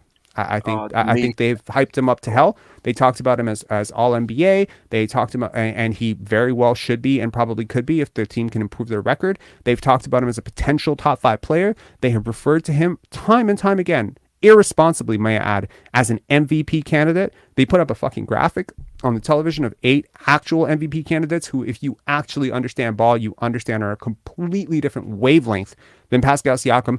And then Matt Devlin's got to come in there with his little, I know Pascal, so I got to stick up for Pascal in this situation because I've been telling telling people all year that he's an MVP. Pascal would be on this list of 8 players, these 8 elite athletes, these 8 elite basketball minds: Ja Morant, Jason Tatum, Nikola Jokic, Pascal Siakam. Yeah, come on. One of these things is not like the other. And he's out there saying like, okay, well, he would be on there if the team was winning more. Bro, hold on, that is Rob, hold on, that's time crazy. out, time out, time out. You're right. You know what? Listen, fight the media. Put the agenda out there. Say what you got to say. I just came on to say, I like basketball content. I keep it hoop. Just wanted to share those stats, the Fred and Scotty on and off splits there. But let the next person call in and have a chat with you. Yeah, I'm you know good. what? Call back anytime. I think if it's not so long form and not so drawn out, I think people would Yeah, really that was a like little it. long. Yeah, that was long. It was a little long. I'm sorry I got a little bit heated. I thought you were trying to come at me and tell me the same things that a lot Nah, of people have been telling me that, but I appreciate, look, I've been telling people for a very long time that this community is full of really smart people and people who really understand ball and people who dig into ball hardcore. And I think you are about, I don't want to put you above anybody or anything, but you're one of the more clear examples of that in these call-ins. So, you, Coach Mo, Larry, I mean, you got an Olympian, like an Olympic gold medalist calling in every day.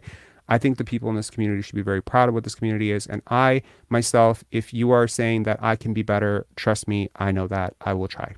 Okay? that's fair. Appreciate that. Okay. Thanks, Ruckus. All right. Cheers, man. Bye. Take care. Bye. Albars, what's up? Hey, how are you? Can you hear me? I can hear you. I'm very sorry for the very lengthy delay. That was a very interesting conversation, and I did not want to. I did not Don't want to worry end about it. it. Don't Yeah. worry about it. I was the next caller, and I was ready for like 45 minutes straight. Okay, so I want to talk about 2 things. First, the media, and then the Raptors, the whole trade situation. The media. So basically, a quick background. I've been a fan of Raptors since 2019, and it's not because I'm like a casual. I'm from somewhere else. So when I came to Canada in 2019, it was Game 6 with the Bucks that I went to watch the Raptors, first game ever, and that caught me. And since then, I've been like a really huge fan of Raptors. But one thing I realized through their media is that they try to give me the idea that Raptors is the best and is undervalued by the U.S. market. Some point of it is right. I can see that. What do you mean undervalued? Do you So mean like in terms, sorry, again, I have yeah, to repeat, I have Asperger's. So when you say undervalued, my mind immediately goes to valuation, then it goes ping-ponging right to what is the actual team worth. And so like, I know that's not what you're saying, but to me, it sounds like you're saying that their relative value, their value relative to their market value relative to actual value is reduced because they're in Canada. That's not what you're saying. You're probably saying something like about player interpretation, right? exactly. I'm saying that they value our players less just because they don't watch the Canadian cables, or like we are not in the national market that much. Yeah, I don't agree with that. But yeah, go on. So that's what I'm saying. Like that's what I used to think, that the media of Raptors media wants us to think that we are the underdog all the time and we are better than most of the American teams. And not just the media, even YouTubers. I know you've worked with Ben Rogers and Raptor judges I watch them daily as like a part of the news, part of my Raptors content. Mm-hmm. But like for example, I know you mentioned another guy who is a New Yorker, and that guy makes you believe that Raptors is better than any single team. And when you watch when you watch your content, it's the exact opposite. And I really and I I'm sorry, I'm dying. no. Oh So my god. I'm not trying to be against you. I'm just No. saying. I know you're not, but that just made me laugh. They're like, yo, like I get gassed up about this team, and then I come to Pensari basketball, and I'm just brought back down to earth. I'm sorry, that's funny. I mean, in all honesty, I am trying to provide some balance here, but I realize sometimes I go too far. But go ahead. No, you're right. Like even since his first day, you were talking with Ben Rogers. Everything he was saying, you were just disagreeing with him. And I was, and at first, I got a little bit defensive. Like, what this guy's talking about? Just disagreeing with every single part. And then I went to your channel. I watched like your first like 3 videos. I'm like, this guy's a real deal. This is the first top analyst basketball that Raptors fan had in like I don't know how long. Oh man, that's very kind of you. I don't agree with that. I think there are some really good ones. I just want to give them a quick shout out since I've spent so much time talking shit about Sure. people. I should just at least give them a shout out. Samson Folk, Lewis Satzman. I think they're really good. I think Oren is usually really, really good. Um, Blake's all right. And I think my mind is scrambling for a fifth, so I'm just gonna leave it at that. So yeah, don't go there, guy. You know what? Here's a fun fact. There's a Yeah. YouTuber that everyone keeps referring to, and I've kind of had my issues with this guy. I listened to a couple of videos of his, and you know what? Props where props are due, man. He's calling for Fred to go to the bench. Awesome. You Yeah, know? he is. Um, and SGE, you're saying Samson has a hard on for Fred. Yes, I am aware. Look, here's the thing. People have this idea that, if somebody likes Fred, then I hate them. That's not true. And you have an idea that if somebody, said that they would trade Scottie for KD, which Samson was the one guy on the record saying, yes, I would trade Scottie for KD. It doesn't discredit what he knows. It doesn't discredit the process. Like, he's a smart dude. He puts the research in. He does the right thing. He's reporting responsibly. I've learned from him, for sure. So I apologize, Albars, but I'm almost rejecting this notion that I'm the only person out there. I think there are others. I just think I'm pretty loud about it. But anyway, go on. Thank you. No problem. So basically, what I'm saying is that I think you are just breaking the narrative that Raptors are the best teams ever, like in the Canada. No, I mean, sorry, the best team is like top 5 team, no matter what happens. And we have the best organization. We get the best players. They're just undervaluing us. So, and since I saw your videos, now I'm realizing how like other teams have really good players, have really good coaches, have some really good role players that they have. And basically what I'm saying is that thank you for opening our eyes to the reality of NBA, because I think it's been closed for so long. For me as a new fan, it's been closed for me for so long. Boris, thank you so much for coming on. I'm not sure like how much people always say inside sources. I've been around players, who made it to the NBA, who tried to make it to the NBA, who've been in the G League, whatever. I don't consider myself like plugged in, but I know people who I came up with that ended up continuing on their journey as I became a filmmaker and I went to work at a hedge fund after my mom passed away. They continued in sports, and those connections have lasted, and I can still talk to those people every now and again and ask, what are the Oklahoma City Thunder thinking about this? And they know. So I feel like I'm a little bit more connected to certain things, but I've also seen certain things in the NBA that make me they drive me insane, to be honest. And I understand why sports exists. It's to give people a break from day-to-day life, but I also think that sports can be a way to work through some stuff. It can be a way to learn, I think that, if you get deep into the analytics stuff, like the last caller who was referencing all the stats, and we were talking about relative comparables and stuff, and I'm like, man, that's a great way to exercise your mind into the math, right? So it's cool. Like for me, basketball is just a vehicle to explore everything I want to explore in life. So, thank you for your call. Thanks for the compliments. I appreciate it. and anyone interested out there in other smart content creators, shit, man, like I hope, one of my biggest goals for this channel is that people actually take on and become, content creators, maybe like the last caller. I think he easily could make a channel and I think people would watch, so more good content is never going to be my problem. I'm not a zero sum thinker. I hope all of you, if you want to start YouTube channels, and I hope you all grow bigger than Pensar Basketball, man. All right. Cheers. Thank you. Cheers. All right. We got two more callers, and then we got Your Goats, and then we got Tampa Bay Raptors. What's up, Your Goat? Yo, what's up, man? Hope you've been having a good night. It's been awesome. Yeah, I assume I've been watching your channel a little bit, but I assume most of your callers been Raptors fans. But I like the Raptors, but I'm a Pistons fan. Oh boy. Yeah, but no, I like the Raptors. I've been liking them, but I I do have to say that in my opinion, the Raptors need to trade Fred VanVleet. I think that's the best move for them to make, and in my opinion, I think the Fred Van Vliet trade could be not the same thing.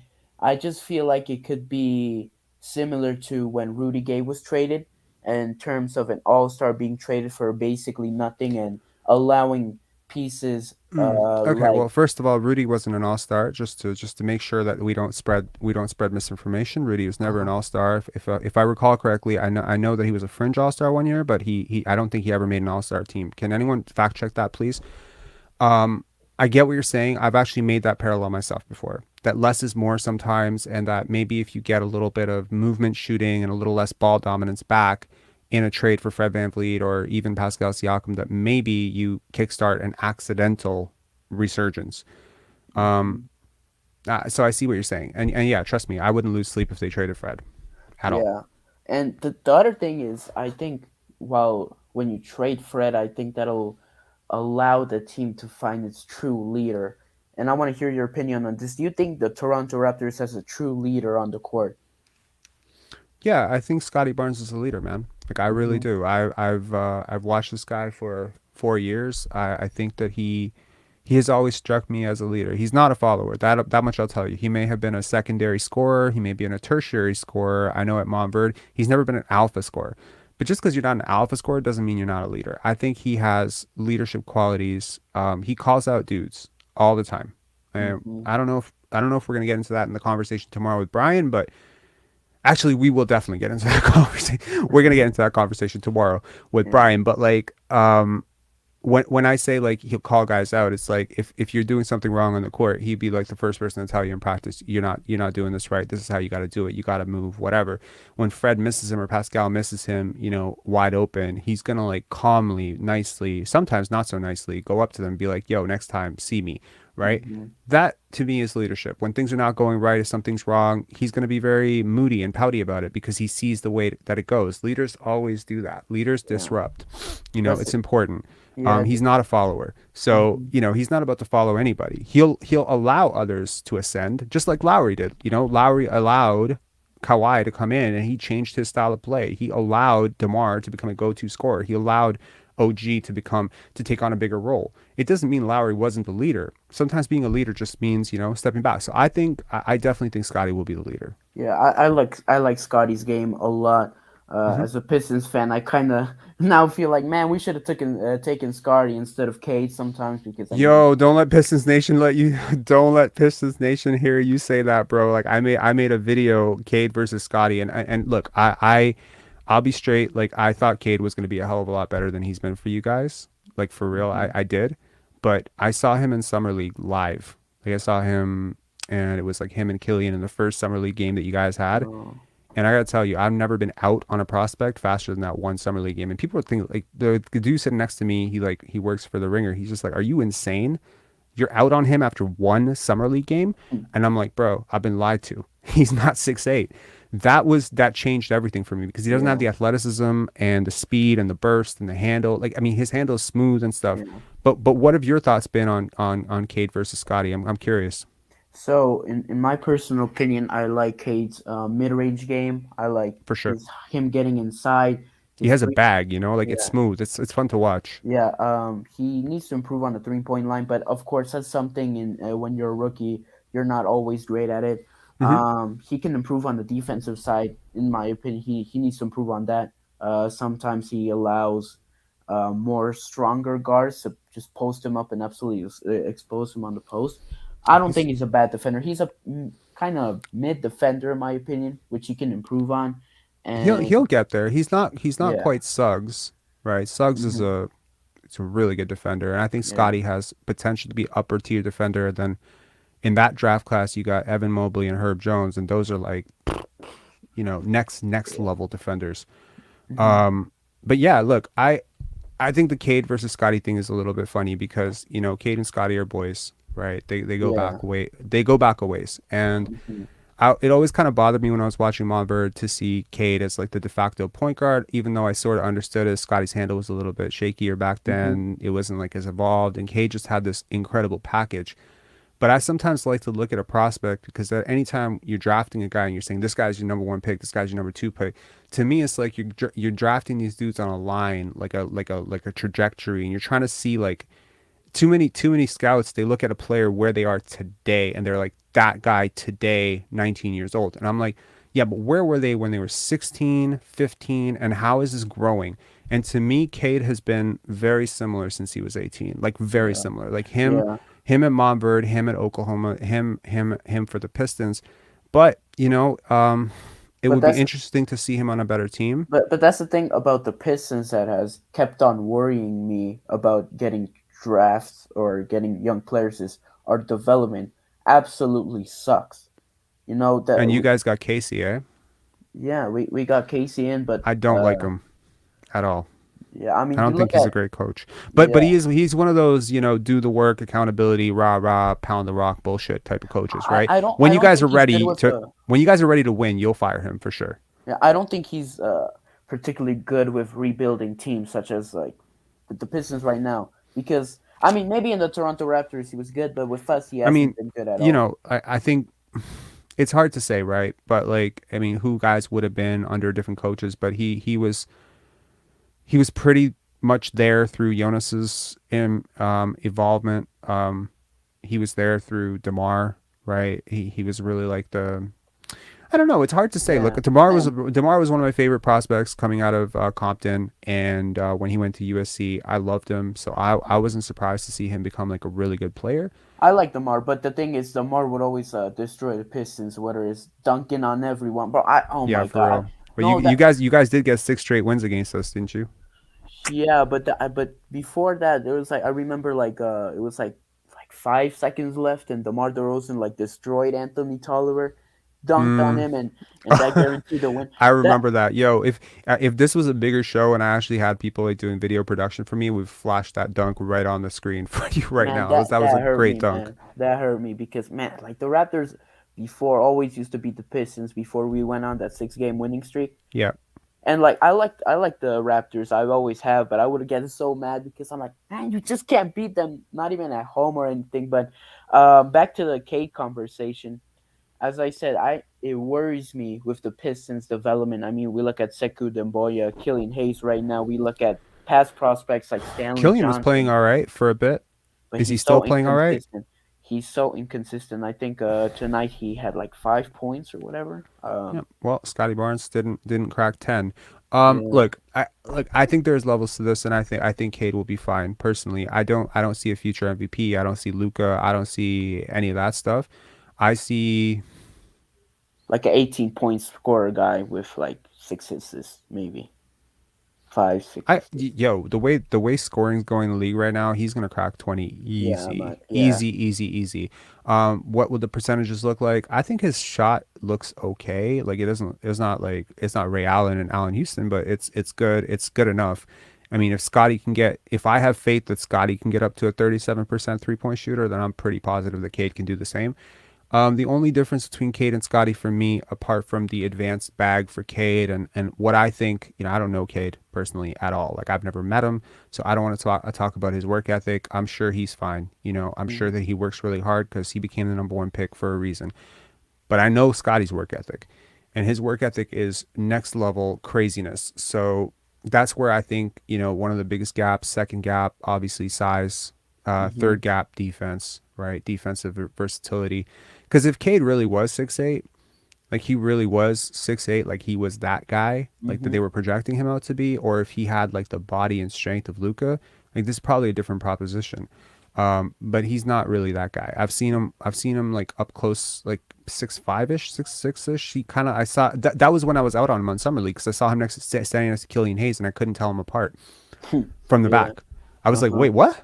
I was like, what? Killian Hayes 6'8"? No, he's not. And then that's when you start to like freak out. And I remember seeing a picture of Scottie's dad and Cade once, and I remember thinking to myself like, wait, what? Like, Yeah. like the height thing, it just threw me, because that was such a huge part of the selling point, I guess is what I'm saying, right? Because he's Yeah. supposed to be a jumbo creator, because he doesn't have that big burst and athleticism and stuff. So that jumbo part was important. Yeah. But for me, it's like that's one of the main reasons I'm starting to like Scottie Barnes more and more, and starting to regret that pick, is because Scottie Barnes is a hard-working dude who's willing to work every single day. And as a Pistons fan, we look back at 2004, 1990s. We had a bunch of guys with high work ethic, willing to work together. And Cade, he's a pretty good hard worker, but I just feel like Scottie has that extra drive in him, extra defense, willing to do the dirty work that Cade sometimes doesn't do, in my opinion, which is doing the dirty work, hustling for play. I don't see that with him sometimes. Yeah. Sorry, And I gotta just.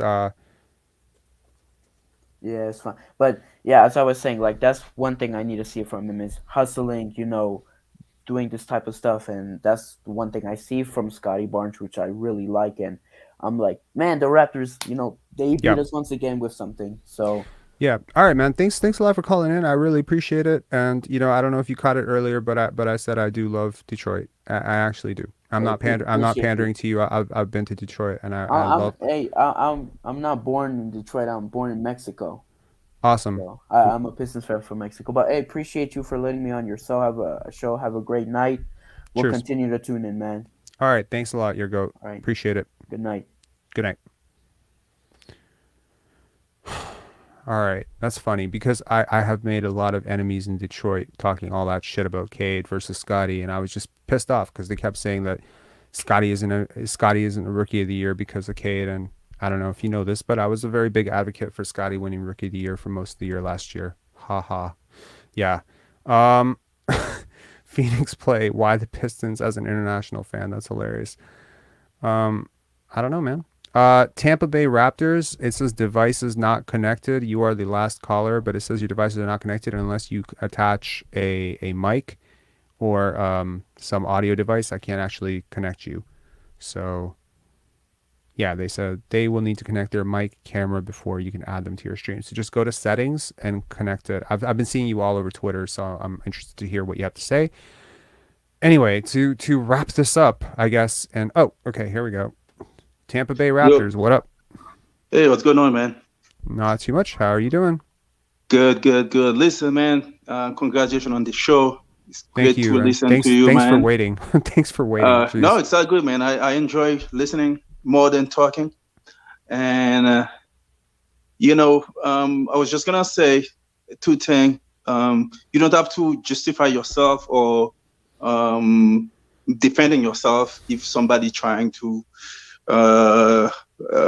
say anything about the channel, right? So I don't think that's necessary. No, I know you. I think it's a fair talking point. Some people think that I'm leading some sort of political crusade against Pascal and Fred, and that's just not true. I don't hate these guys. I've been accused of that a lot. I remember, when I knew it got really bad, I went to a grocery store, right? I'm not kidding. I went to a grocery store, and the cashier was like looking at me really funny the whole time, and she's just like, Pascal Siakam's a really good player, by the way. And I was just like, yo, bro, how far has this gone? This is so weird, right? That's crazy. It is crazy, right? And it's just like, when did I ever say he wasn't a good player? And it's like, when you start countering a talking point and you don't address the point that was made fairly, right? Like if someone says he's top 5 and I'm like, he's not top 20. Well, then now I just sound like an absolute asshole, right? It's not even the context of what I'm addressing. So I guess like sometimes I just feel the need to explain myself. And you're right. Maybe I shouldn't. But I don't really care what people say, but like maybe sometimes Sometimes I it's do. necessary. Sometimes it crosses a line, and I find myself caring a little bit more than I'd like to be honest. I got it. Sometimes you have to set the record right straight. Yeah, you Like, do want to set the record. Like when Blake came on and he wanted to set the record about, how he didn't say that thing about Scottie and, like whatever. Like that was I great, get man. it. Thank you. I appreciate it. That was Like masterful. I think, he came out of that looking great. Like he was awesome for doing that, and thank you to him again if he ends up watching this. Like doubt it. Two hours. He's a smart guy, so I follow the exchange on Twitter and end up on the YouTube channel, and everything worked out pretty well. That's how it should be, right? Yeah, no, I mean, like if Doug Smith ever came on, like you would see me probably break this microphone. No, like the thing with the thing with Blake, and I hope to clarify this for our audience. Like of all the media members in Toronto that have an issue with anything they've said, he's like 1% of it. Like 1% of it. Like we're talking dudes who are like 30% of it, 12% of it, 15% of it. He's 1% of it. He's like one of the least. He's the person that I almost have the least bit of an issue with. But he was the one who responded. He's the one who came on. So he unfortunately, we ended up talking about the whole fucking subject with the guy who's almost one of the least responsible for that subject. But I hope that I saw a hard hitting question from Eric Kareen last game. I haven't checked out Fred's post game. We might actually pull it up at some point at the end of this chat to just live react to it again. But yeah, like there's some guys, like especially Lewinberg and Doug Smith. I can't even. I think things are balancing out more now, because so. even if they don't give you the credit, but they I don't need the credit. It doesn't really matter at this but you point. can tell they watch you, they listen to you, what you say. Mm-hmm. And for me, one other thing I want to say is I have lived in Canada before, right? And I know the culture there. Are you from Tampa Bay? I used to live in Tampa when the Raptors played in Tampa. That's why I'm Tampa Bay Raptors. Man. Oh, I love this. I am the future owner of the Tampa future NBA team. We're gonna bring a team to Tampa. I love it. Yo, like I love this. Thank you. Yeah, you know what? Everyone said that the Raptors did not have support in Tampa, and now we know that's not true. Man. They had Everybody was watching the Raptors, man. Nobody was watching Orlando or something. It was the Raptors, man. That's amazing. Listen. For me, I think there's a culture thing. Like I remember one guy earlier said, "Oh, you're trying to do a American politics, Republican or Democrat and stuff like that." Yeah. Like for me, I don't see it like that. It doesn't have to be like that.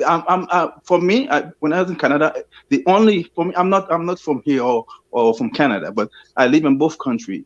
Where are you Canada, from? I'm from the Caribbean. I'm from Haiti. Awesome. Okay.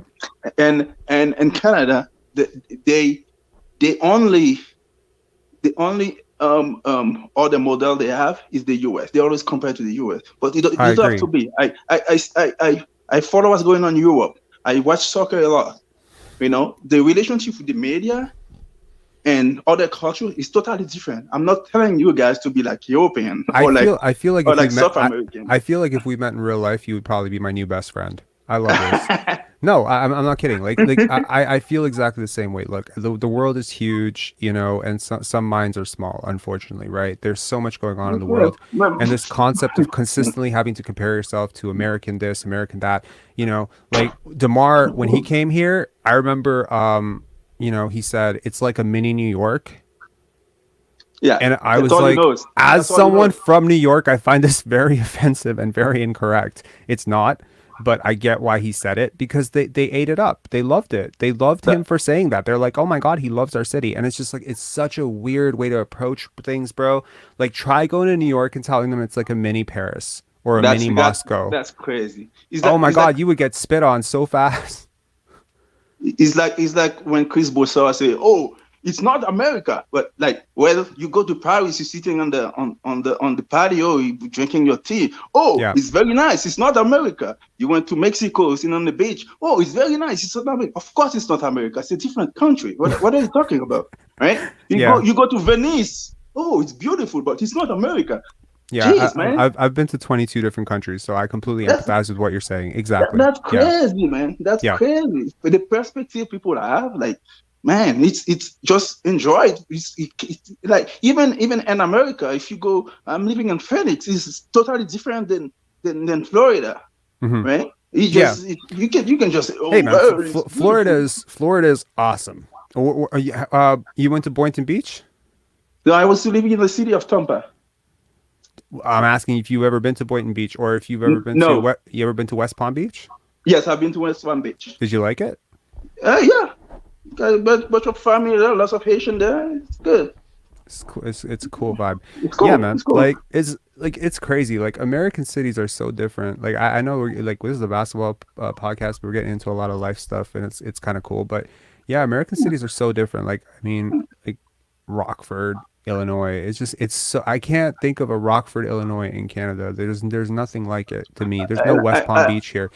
Like I used to think maybe Scarborough is a little bit like that, maybe Brampton, maybe, but it's different. And I think that it is the influx of African American culture, to be honest. I live in Montreal. It's beautiful. I live in Montreal for 3 years. Beautiful. Yo, Ryan N just said Utah, it is different. Yeah, I've never been to Utah, and I don't expect to go to Utah anytime soon, my friend. Well, so my point was like, it doesn't have to be. There's a culture of work in Canada. Like, let's be not try to disagree, never disagree with everybody. Doesn't matter. But there's a different culture, and sport for me. What I understand, right? That's what I follow the most. Is I watch soccer a lot. I watch South American culture, European culture, the press, right? Yeah. They are different, but there is a different challenge. European is more, they're gonna hold you accountable. They will be nicer. South American very, very nasty, right? But in Canada is very cooperative, and North America is very cooperative, right? Except in New York or LA, you got some people challenging you. But every market is very depressed, and the team and the local team, it's a very cooperative thing, right? Yeah. Compared to other sports. I'm saying we don't have to be those two extremes, but we can be, right? Yeah. Hold people more accountable, right? Yeah. In terms of what they do, stuff like that. Chat. I don't know if you understand what I'm trying to say, but I do. Chat, let me know if it would be beneficial to start calling these Raptor post-game therapy sessions.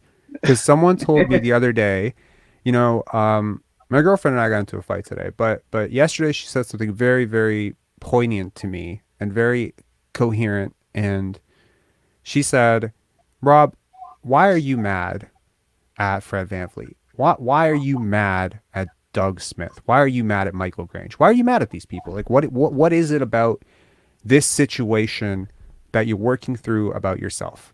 Because at the end of the day, sports, and she brought up a very interesting point that a lot of people are trying to work through something unresolved in their own life and using sports athletes or avatars almost. Like for a lot of people, they were too short to play basketball. So Fred VanVleet is basically their avatar in life, right? Him just going up and through the towers. They're like, oh, that's me. That could have been me. That's some version of me, And so to me, it's like, that's a very interesting point that she brought up. And I'm sure like this is a little bit therapeutic, just listening to people talk. Like I find it therapeutic. If I wasn't running this show, I'd probably be listening to this show. So yeah. Rue LZ says, I won't sleep right if I can't take my anger out in the comment section. That's funny. Yeah. Last thing I'm going to say, is I am a fan. I play basketball a little bit, never at any level. I'm a fan. I understand the game, but I don't understand the game. I don't know if you're on me. I understand it at my level, don't understand it as much. So I'm a fan, right? So don't tell me when I'm criticizing Pascal or Fred, don't bring a bunch of analytic whatever to me. It's a result of business, right? They're losing. Yeah, like look, if an offense only caters, if an offense is designed, like, look, the Lakers the triangle offense was, pretty equal opportunity in a lot of ways, but there were certain players who were going to look better in a triangle and certain players who were going to look worse. Yeah. And the truth is that every single team in NBA history, if they have any idea what the fuck they're doing, is going to design their offense around their best players, which means that an offense caters to their best players and does not cater to their role players. That's just how it is. So if you have a smorgasbord of pieces that don't necessarily fit together, you're going to have some guys who are maybe going to struggle, like a 7 seconds or less offense. Maybe there was a lumbering center at the end of the bench who just never got minutes because he just couldn't play in that style. Well, that style was designed around Amare Stoudemire, Sean Marion, and obviously Steve Nash. And it was tailor-made to those three players' strengths. Well, this ISO ball bullshit is catered to certain players' strengths. And those players are going to look better. They're going to look better in the box score. They're going to look better in the analytics. I'm telling you that there's a way that this team can play that is going to cater to different guys' strengths. Maybe OG strengths, maybe Scottie strengths. And I have seen clips of it and bits of it, and it's looked beautiful. So I would just like to see them do that. I would like them to lean away from one guy and to another guy, because to me, it's like, logically speaking, it's a ridiculous proposition, right? It's Definitely. it's like saying, I went to the grocery store, man, I don't think I'm capable at this point. Like, it's 1:30 in the morning. I don't think I'm capable of constructing a rational metaphor for what I'm trying to say, but I'll save this thought for next show. Anyway, Tampa Bay Raptors, I really appreciate you coming on. Thanks for all the support on Twitter and stuff. I see you all the time. Yeah, I hope you bring the Tampa Bay something. You're not getting the Raptors back in Tampa, hopefully, anytime soon. But yeah, listen, I'm a fan. I don't know basketball that much. When people call me an idiot on Twitter, I'm just going to winning, losing. You're losing. He called you an idiot on Twitter? Yeah, he said that, man. He called everybody an idiot on Twitter, man. He was talking to me. Don't worry. He just really, really hated Tampa. My bad. All right. Okay. Take care, man. Take care. Have a good one. Have a good night. Cheers. I said it was going to be our last. It's not our last. Surprise! It's Vince. What's going on, Vince? Okay, we're at 3 hours and 7 minutes. I know you waited a bit, but I'm gonna just say to the chat, we're going to. Oh, thank you so much. Okay, yeah. So what's up? We're gonna try to limit this to about 10 minutes. We cool with that? Yeah. No awesome. Worries. Okay. I just wanted to talk tonight about. I wanted to get your gauge on where you think the Raptors, where you think they are in the standings right now, in the entire NBA. Sixth from the bottom. Sixth from the bottom. Is that where they are? Yes, that's right. Really? We're the sixth worst team. Magic, Hornets, Pistons, Spurs, Rockets, us. Oh, it's happening. It's really happening. Okay, so yes. if this is the case, mm-hmm. Like, losing in the NBA can be a weapon, right? So look at tonight. Another, I don't want to say abject failure. I don't want to be hyperbolic or whatever. It was another mm-hmm. poor game, right? It's another mm-hmm. poor game. We lost the game again. Mm-hmm. On the, I think everything was pretty much even. We had way more free throws than them. I think we had maybe 12 more or something like that. Mm-hmm. We lost on 3-pointers again. And they actually shot better this game from three. So for those who say, like, stop, like, cool it with the tank talk, I mean, what teams are they significantly better than they would overtake right now? Wizards, the Hawks, the Bulls. Oh my God. I think all those teams have more collective juice than the Raptors have right now. The saddest part of this is that I think the Raptors are more talented than every single team you just mentioned. I truly do. Like, it's just the pieces. They just don't have the right piece. I think the Raptors have a group of, like, elite role players, including Fred and Pascal. Fred and Pascal are more than role players, of course. But Chad is about to lose their mind. You calling Siakam a role player, but I totally get what you're saying. I know. He's not a role player. I know that he is a star, but I feel like we're one player away, and you could probably make the same argument for many teams. But if we had just one dynamic ball handler that could put pressure on the rim, I think this team all of a sudden flips up to, like, I don't know, the 5th best team in the conference, or even better potentially. Honestly, Right? I had them look last year when I did my prognosis for the Raptors. I said they'll finish anywhere from 7th to 4th, and I believe they finished 5th. Right? Was it 4th last year or 5th? No, they had a home court, so they finished 4th. Oh, 4th. That's right. Yeah, sure. So they exceeded my expectations on wins by about 2 wins. So usually I'm pretty good about this, but this year I really thought they would be like 3rd or 4th. I really did. I didn't think they would get materially better. We were 5th. Philly was 4th. They had home court. Yeah. But sorry, doesn't matter. Sorry, hold on 1 second. Yeah. Okay, this ultimate star role player Pascal Robert from Bizarre Basketball. Okay, No. Just so we are clear, and no Stupid. one comes at me on Twitter and snips out this piece and then says I'm an asshole or something. I am not calling. I will, however, tell you that at one point in my life I did call Kevin Garnett a role player, and he was not pleased about that. But I will say that I think that Siakam is a secondary option on, and I don't agree with this assertion that he was ever a 1B to Kawhi or anything like that. I think it was very much feeding off of Kawhi the way that Scottie today is feeding off of him in a lot of ways. Right. He was more ball dominant. He was definitely more shot happy than Scottie is today. And he was definitely further along. He was 24 years old during that championship run. But I do not believe that like you can just develop from that and then become a superstar. Like it's a very difficult pathway, and I've been cautioning people for years, like to assume that somebody who's not a superstar at 23 will become one by 28 it's like a 1 in 10 shot. Sure. 1 in 20 shot among players who would be even qualified to even have that discussion about. It's such a gap.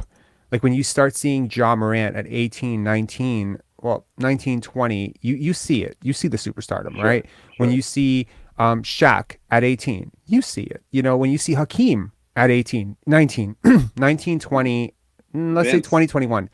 Vince Carter. I mean, there's so many, and your name is Vince. So I understand. I appreciate you saying that. But yeah, there's so many players. Even Kobe Bryant at 17, 18, you could be like, this is projectable. Like I could see how he creates space. I can see his movement, whatever. It projects star. It's obvious from day one. Siakam just never felt like a star to me. And, to me, it always felt a little bit weird when the rumors came out that Kawhi wanted them to trade Siakam for Paul George and, that OKC package because he really wanted to play with Paul George.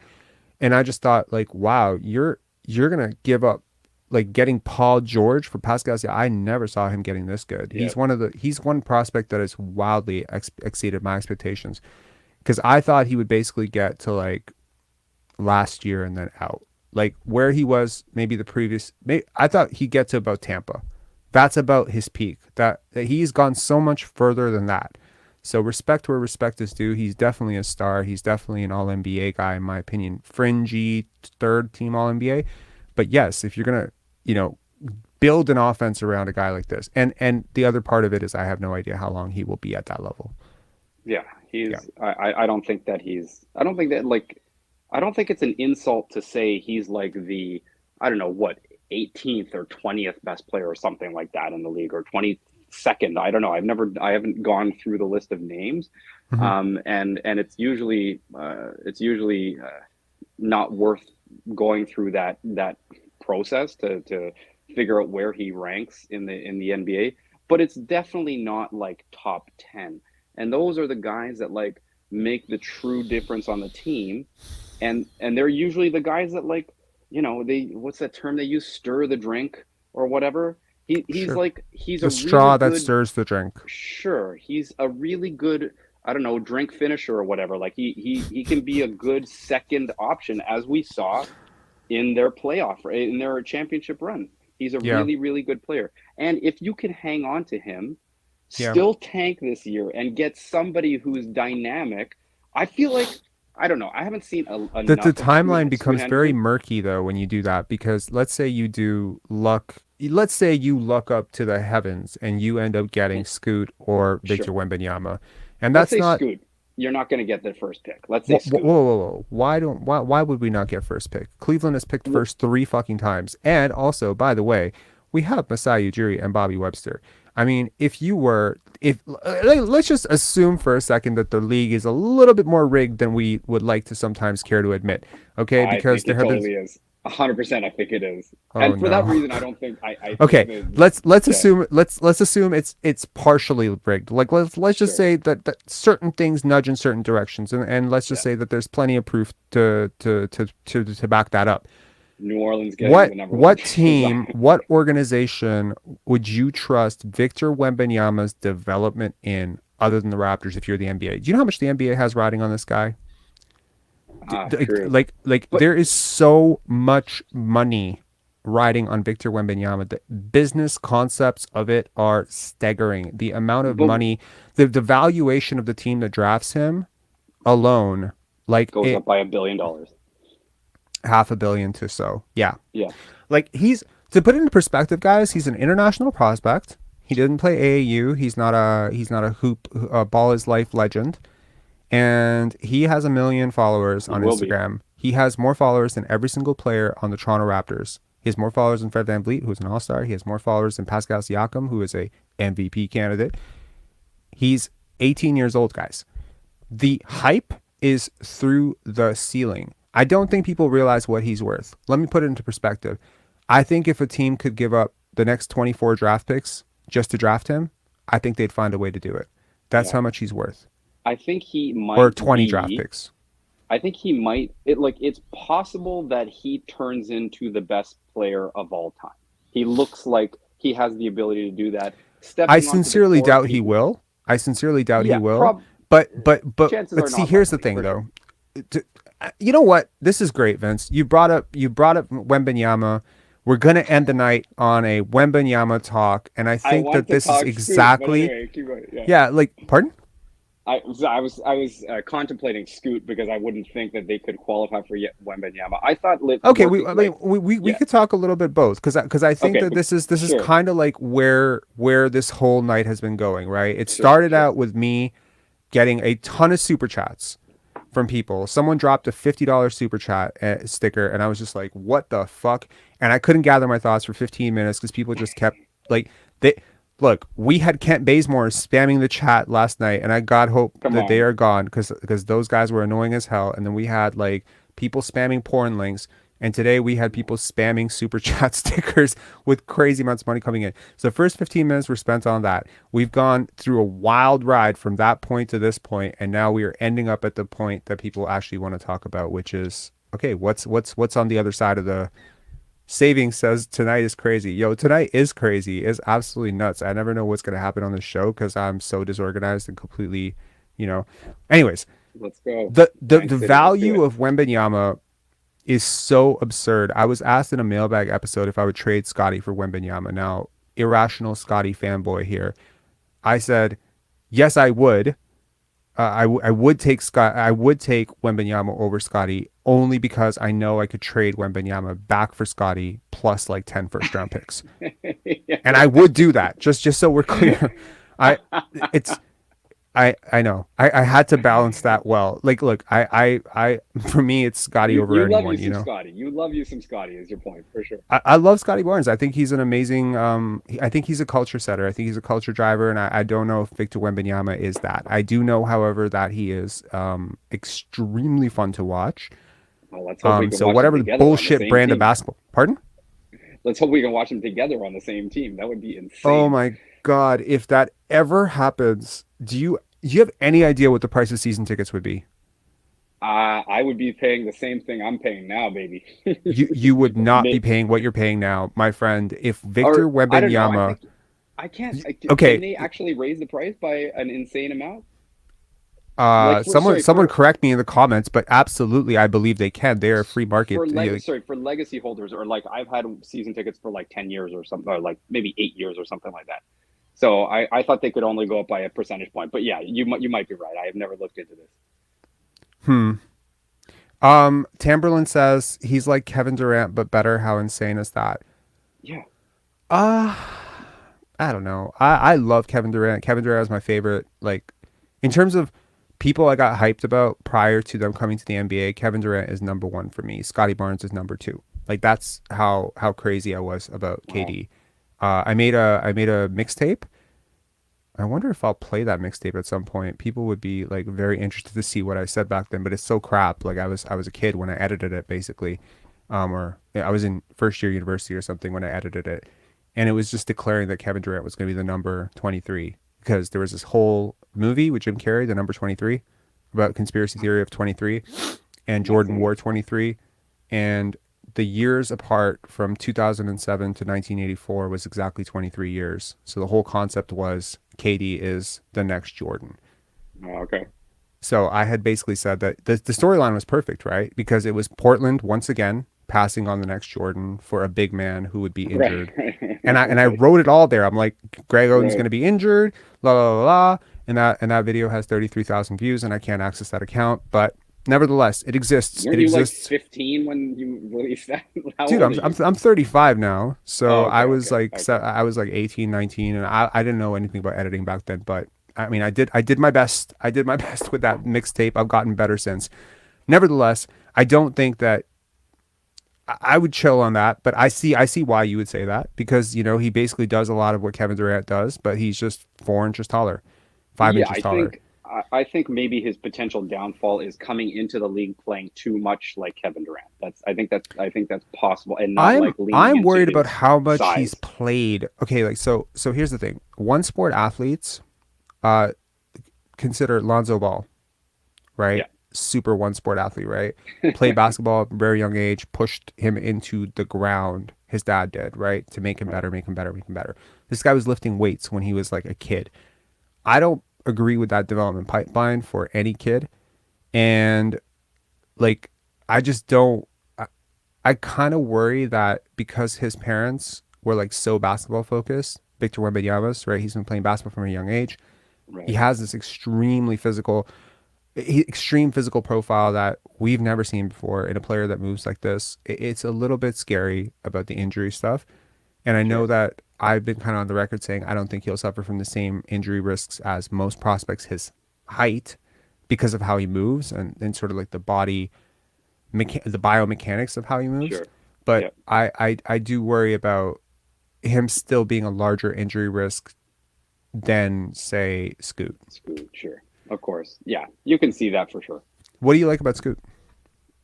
The only reason I'm saying Scoot is because he profiles as a type of person I think that would be so perfect on the Raptors, somebody who can put pressure on the rim and finish at the rim. That's the only thing we don't have, right? Like, and can shoot, you know, like being able to, like, having one dynamic player like that who can do that would be amazing. That's why, you know, like obviously Victor would be amazing as well, and we could probably go out and trade some pieces. You could definitely trade Pascal for that for that person, right? Who can put pressure on the rim.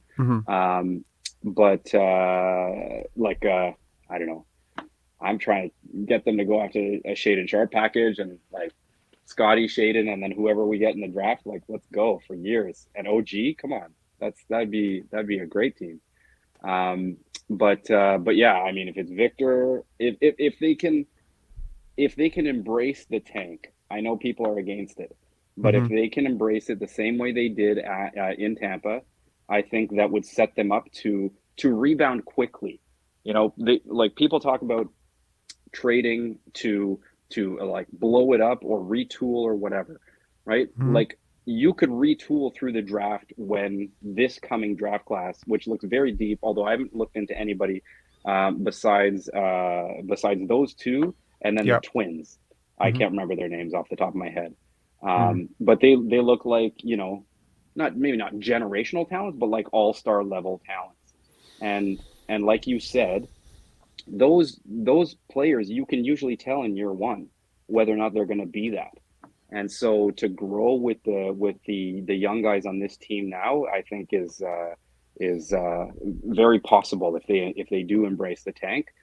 Dude, they're in 6th worst place right now. That gives them what, like 7% odds to land the first pick overall.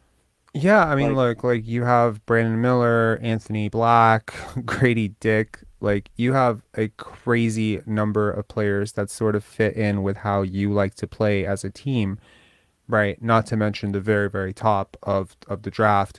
There's also some guys in the lower lottery that sort of fit in with what we're doing.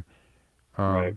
Maybe a Keontae Johnson, you know, there's guys. So like, I mean, damn, it's you not know you. like a 2021 situation where I necessarily think you could get like, I mean, it is like a lot like a 2021 draft where like, you know, they got Franz at 8, right? They got value, right? There's value, and the Raptors are excellent at scouting.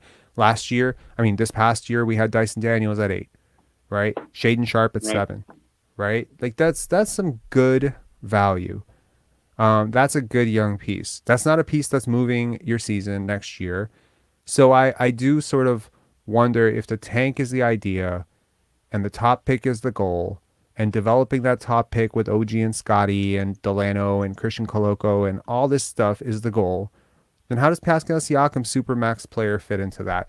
Because No, he doesn't. you know, because the utmost the one thing that Ruckus, who was a previous caller, who, you know, he came on and he talked about how the Raptors fan base, I don't want to misrepresent what he said, but he basically said, you know, the Raptor fan base is just kind of shitting on Siakam, and we should be happy for what we have in him. I think I'm not misrepresenting his point by saying it like that.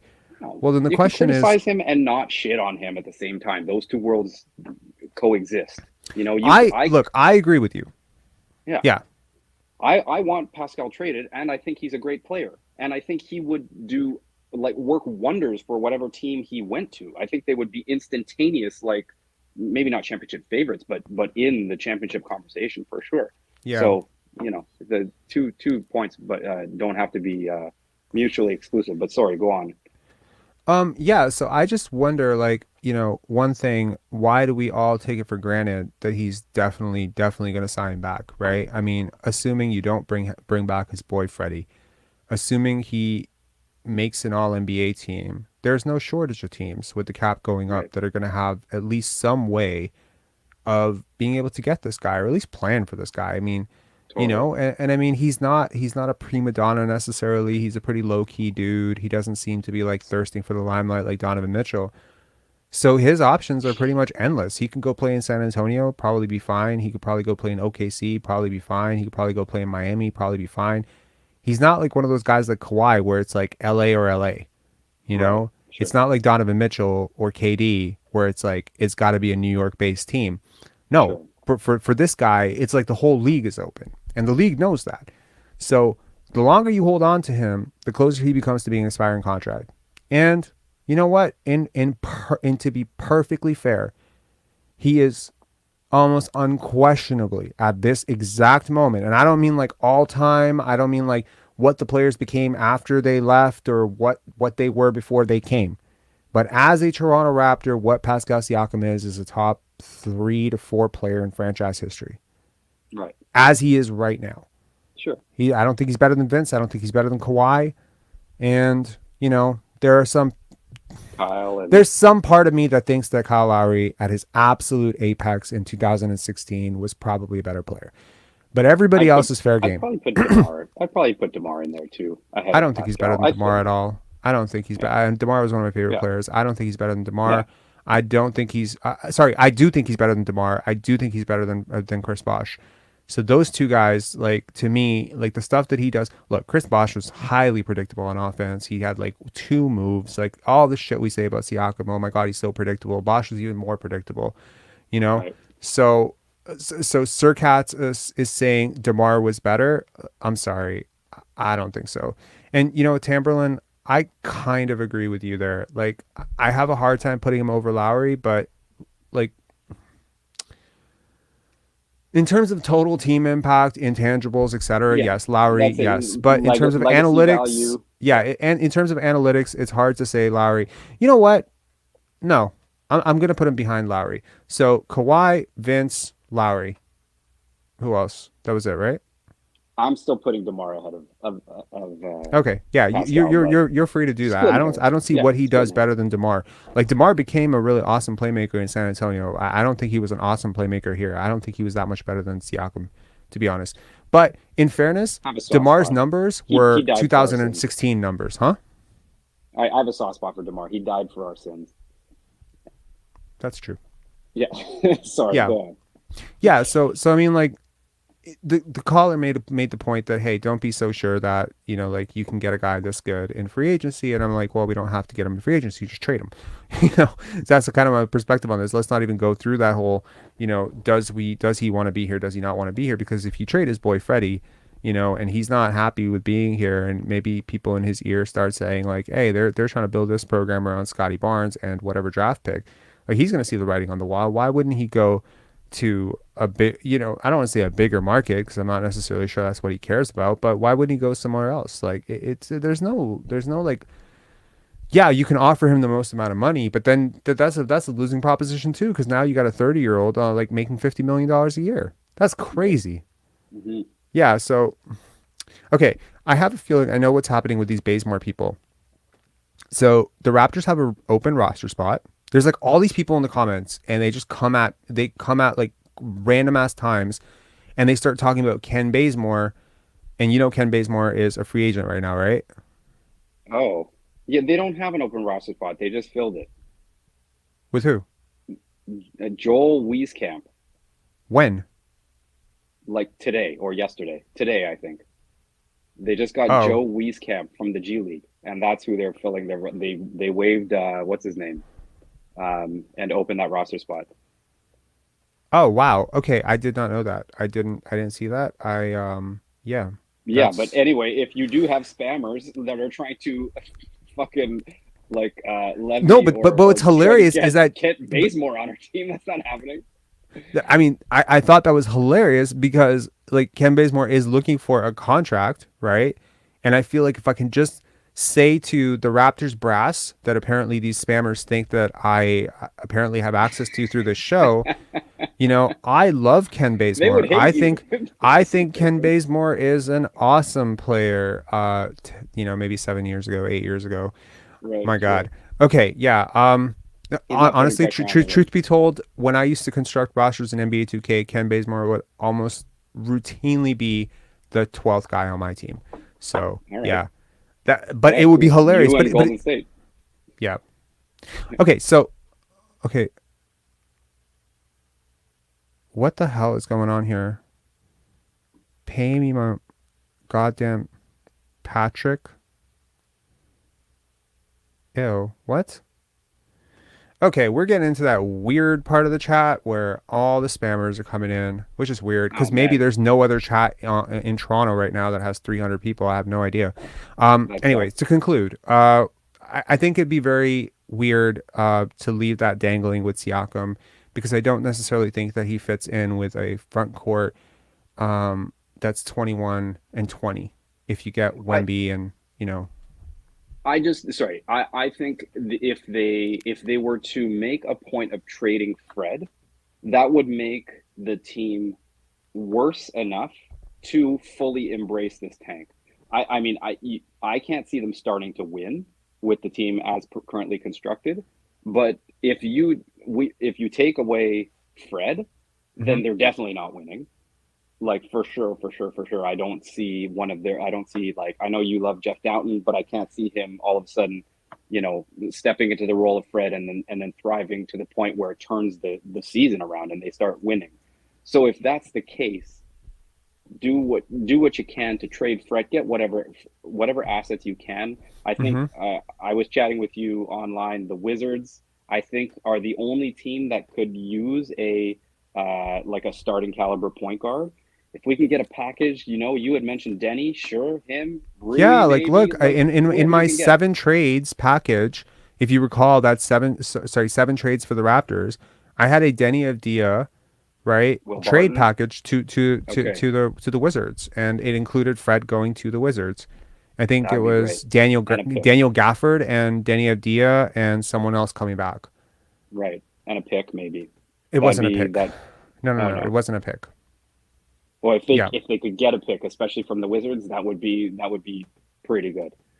And I don't think you're getting a pick for Fred right now, no matter how many media appearances he does and all this shit. Like I don't see it. But I mean, like, if you can get a serviceable player and you can get him to a good situation, I mean, like, look, that's one thing the Raptors have been known for in the past is trying to put players that are going on their way out into good situations. So, Right. you know, not trading Pascal to the Oklahoma City Thunder would be a great thing. You know, like putting him in a position where he's happy, and call it, you know, fortunate or unfortunate, this front office has always operated that way. They did every favor they could for Kyle on his way out. You know, they put DeMar in a really good situation in San Antonio. I think it was a good situation for him to grow as a player. Jakob to San Antonio. Like I just think that they've done right by players for the most part. For sure. Yeah. No, they definitely have. I think they have a good reputation from a front office perspective. I think there are probably some, like maybe the Knicks, that don't like them so much because of how they've been fleeced over the years. But I think they probably hold the respect of many front offices in the NBA. Yeah, you bring up a very interesting point that, you know, I would be afraid if I was a rival GM to negotiate with Masai as well sometimes, you know, like right. the odds of getting fleeced, because, you know, we went through this with Leo on that trade show, right? The first trade show he came on, he got fleeced. Like he got fleeced in that OG trade, and he got fleeced in some other trade, and then people ripped him for it. And funny enough, he comes back on the next trade show and he's demanding the world to make sure he doesn't get fleeced again. So I was like, motherfucker, Sure, I actually do feel like Masai now, because that's exactly what he goes through.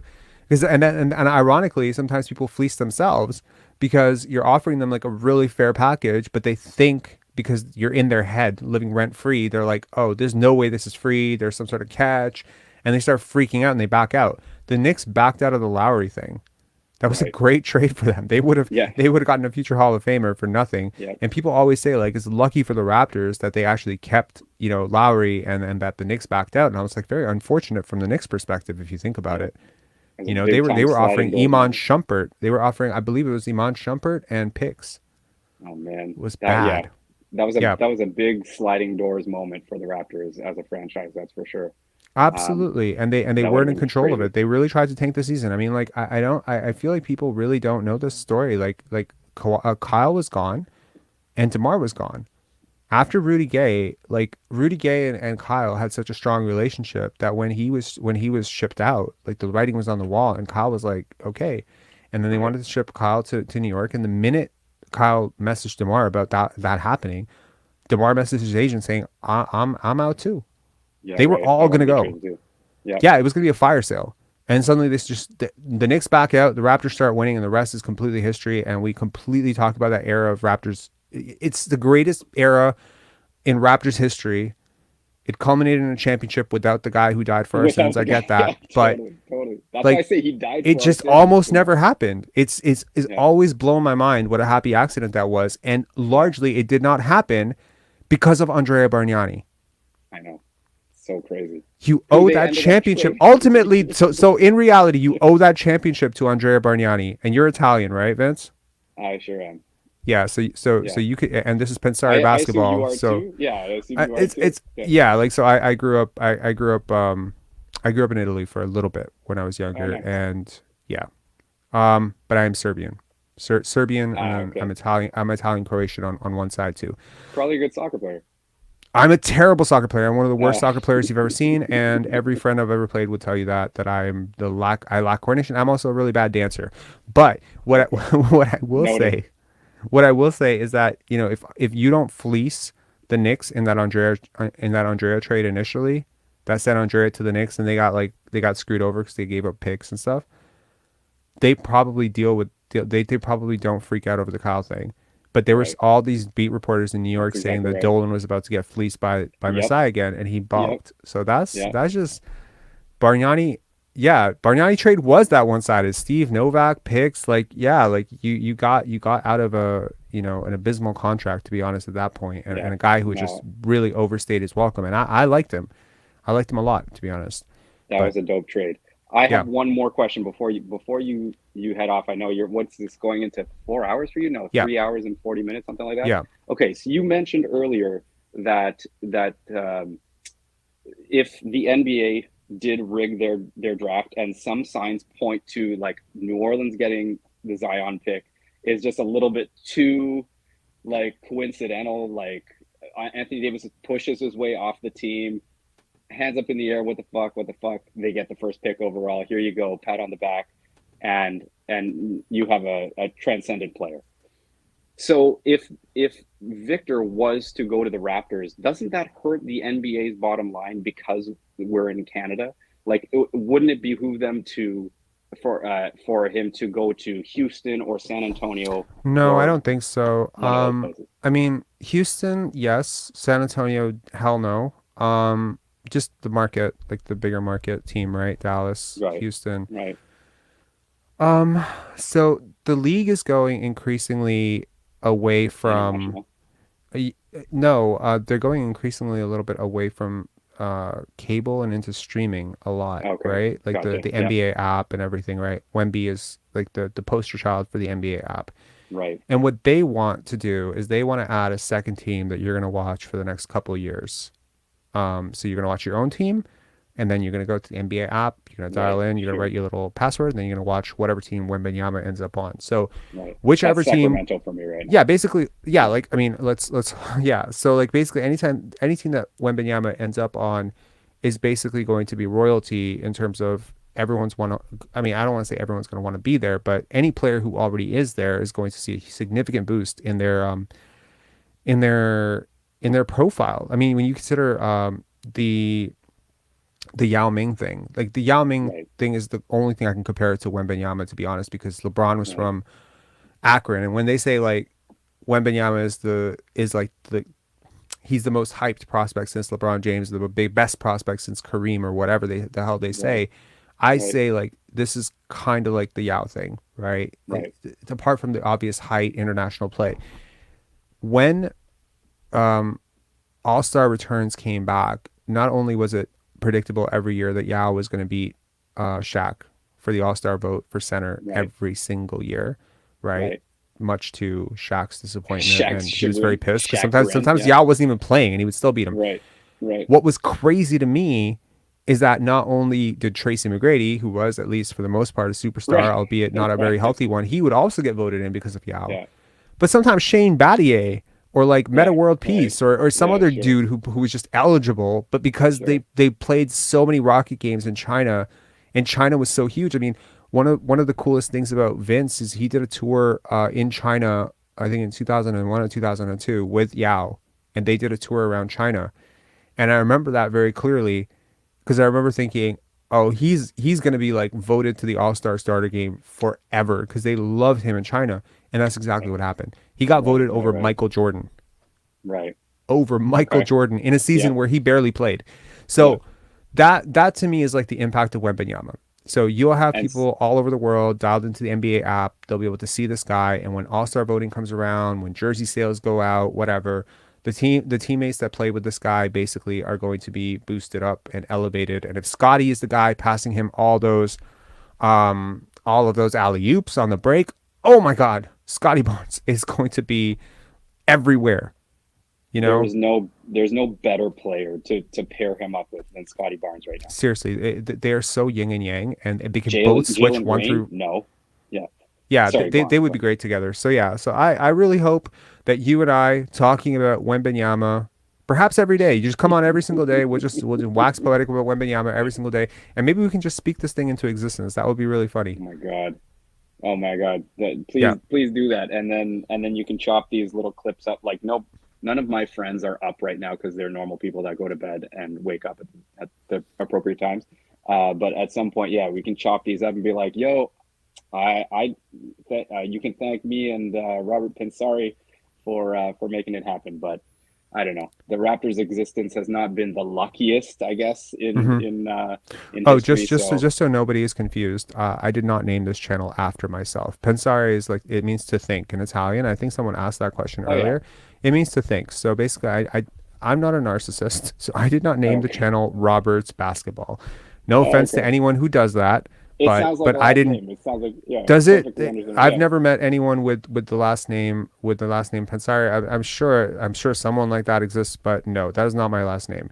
My last name is my last name is very Slavic. Anyways, so yeah. Anyways, man, thanks a lot for coming on. I really appreciate it. As always, you're usually the last person to call in because you were at the game, probably attended a bar after, came home. No, No not at bar? all. Not at all. No, I wasn't at the game. I sold tonight's tickets. Oh. It's yeah. There's personal stuff going on at home over here. I need to be here. Okay. But yeah, no, I usually watching that game and then a couple of other games. You know, I work from home. I'm a musician, so I do stuff late at night. Oh, that's cool. Yeah, no, it's good to chat with you, man. You obviously know a lot about ball, and like Thank you. I appreciate it. aside from Raptors, you know, you have a wealth of knowledge in many different areas as well. So it's good to just chat with somebody like that. That's really cool, man. Thanks a lot. I think we're all Yeah, like, man. yeah, it's weird. Like we're all random call-ins and whatever, but I feel like some people that are calling in, I'm like, man, these guys, like, I feel like these people would be my friends in real life. That's really cool. Anyway, man. Yeah, man. Thanks a lot. Cheers. Have a good one. Take care. Have a good night. Yeah. Okay. All right. Okay. Thank you so much to everyone in the chat. Teacher Mike, thank you so much for your t-shirts that you're making and that cool stuff that you're doing. I wish we had time to do the Fred, post-game stuff as I lose my mind. I don't think I have the energy for it right now. I want to walk my dog for sure. And I got to get up at 2 p.m. tomorrow to interview Scottie's trainer. And it's not really going to be an interview, guys. It's going to be like more of a chat because like I hate like that sort of, so tell me about Scottie. And then he was like, Scottie is great. It's going to be an honest chat, guys. Like I promise we keep it 100 with that. I always like, that's something that I really want players who may, I know players who may, you can put it this way. I know people who you would definitely know of that have been like, okay, tell me when you want to do this. And I've always been like, I want to make sure this channel is growing first. I want to make sure that I'm growing, that I don't screw up an opportunity to interview someone like this, that I know what I'm doing, that I'm not, And I actually want to share something with the people who are still here, because obviously you're still here for a reason. And if I could take take your time for one more minute, I will share something with you. 3.5 years ago, 3.5 to 4 years ago, actually it was almost 4 years ago at this point, I was deathly scared, deathly afraid of speaking into a camera. When we launched the Pandance Film Festival, they interviewed me for like a TV news segment about this hot new film festival starting in Toronto winters. And they also interviewed one of our other programmers and our other programmers. And then they just cut me out of the segment. They cut me out of the segment. And I wasn't offended. I don't care. But they ended up writing me a note saying, sorry, we had to cut you out of the segment because you just kept saying, and you kept looking down and you were just really nervous. Yo, thank you so much, Ryan. I really appreciate that. So in 2018, I got diagnosed with a brain tumor. Sorry, I'm sharing way too much, but it's like, whatever. Let's keep it 100, right? And that was really devastating for me. And basically what happened was, sorry, just got.